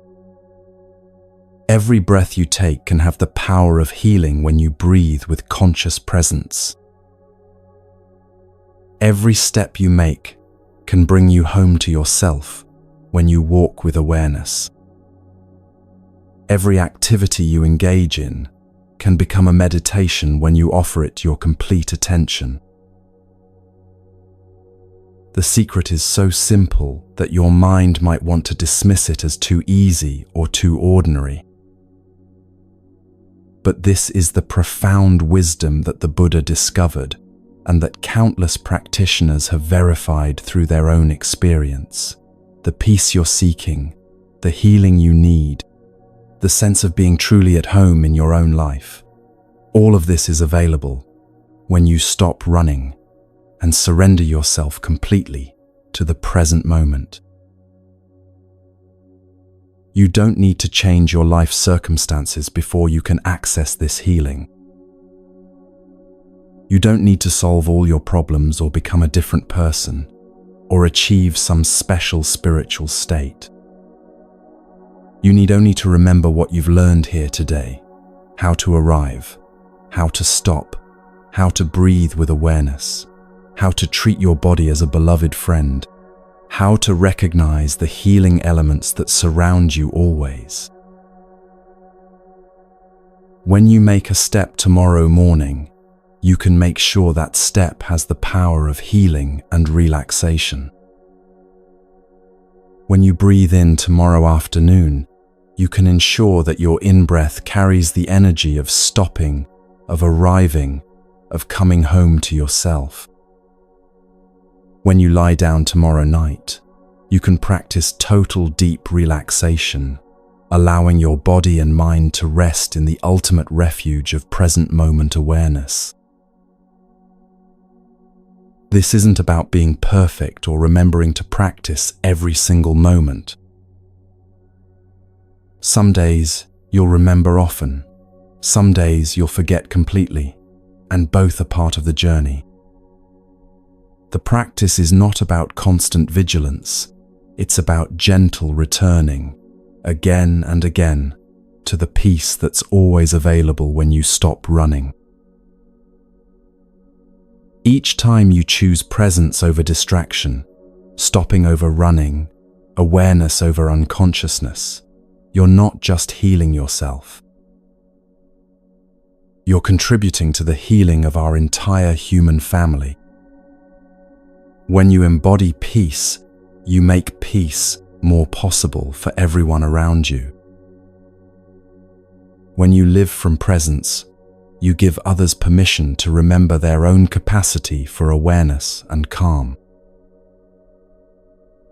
Your children, your partner, your friends, your colleagues, even strangers you pass on the street can feel when you're truly present, when you've stopped the inner running and arrived in your own life. This quality of authentic presence is becoming so rare in our world that when people encounter it, they're immediately drawn to it. You become like a lighthouse, offering others a glimpse of what's possible when you learn to be at home in yourself. The voice of the Buddha speaks not just from ancient texts, but from your own direct experience when you practice these teachings. When you breathe with healing awareness, when you walk with arriving presence, when you rest with complete surrender, you're hearing the voice of wisdom that comes from within your own being. This is not something foreign or exotic. This is your own deepest nature remembering itself. I want to thank you for taking this journey with me, for opening your heart to these ancient teachings, for being willing to explore what it means to truly stop and arrive in your own life. Whether you came here seeking better sleep, stress relief, healing from anxiety, or simply curious about Buddhist wisdom, you've discovered something far more precious, the doorway to living every moment from peace rather than struggle. You now have everything you need to continue this practice on your own. You know how to use the sacred gatha to arrive in any moment. I have arrived. I am home, in the here, in the now. I am solid. I am free. In the ultimate, I dwell. You understand how to practice with the 4 positions of daily life, how to scan your body with loving awareness, how to breathe as medicine for your heart and soul. Most importantly, you've tasted what it feels like to stop running and rest in the vast spaciousness of simply being alive. This taste will stay with you, calling you back whenever you remember it, reminding you that no matter how busy or stressful life becomes, this refuge of peace is always available. As you return to your daily life, carry with you the understanding that every moment offers you a choice. You can continue the old pattern of constant running, always on the way to somewhere else, always waiting for life to begin. Or you can choose the revolutionary path of presence, of stopping, of allowing yourself to finally arrive in the life you're actually living. The wonders of existence are not hiding from you. They're waiting patiently for you to slow down enough to notice them. The healing you seek is not in some distant future when everything is perfect. It's available right now in the simple miracle of conscious breathing. The home you long for is not a place you need to travel to. It's where you are when you truly arrive in the present moment. May every breath you take from this moment forward be a breath of healing. May every step you make be a step toward greater presence and peace. May every moment of your life become an opportunity to practice the profound art of being fully alive. Thank you for allowing me to walk this path with you. May you find your way home to yourself, again and again, in every precious moment that follows. And may your peace become a gift to our beautiful, struggling world. The journey continues now, one conscious breath at a time.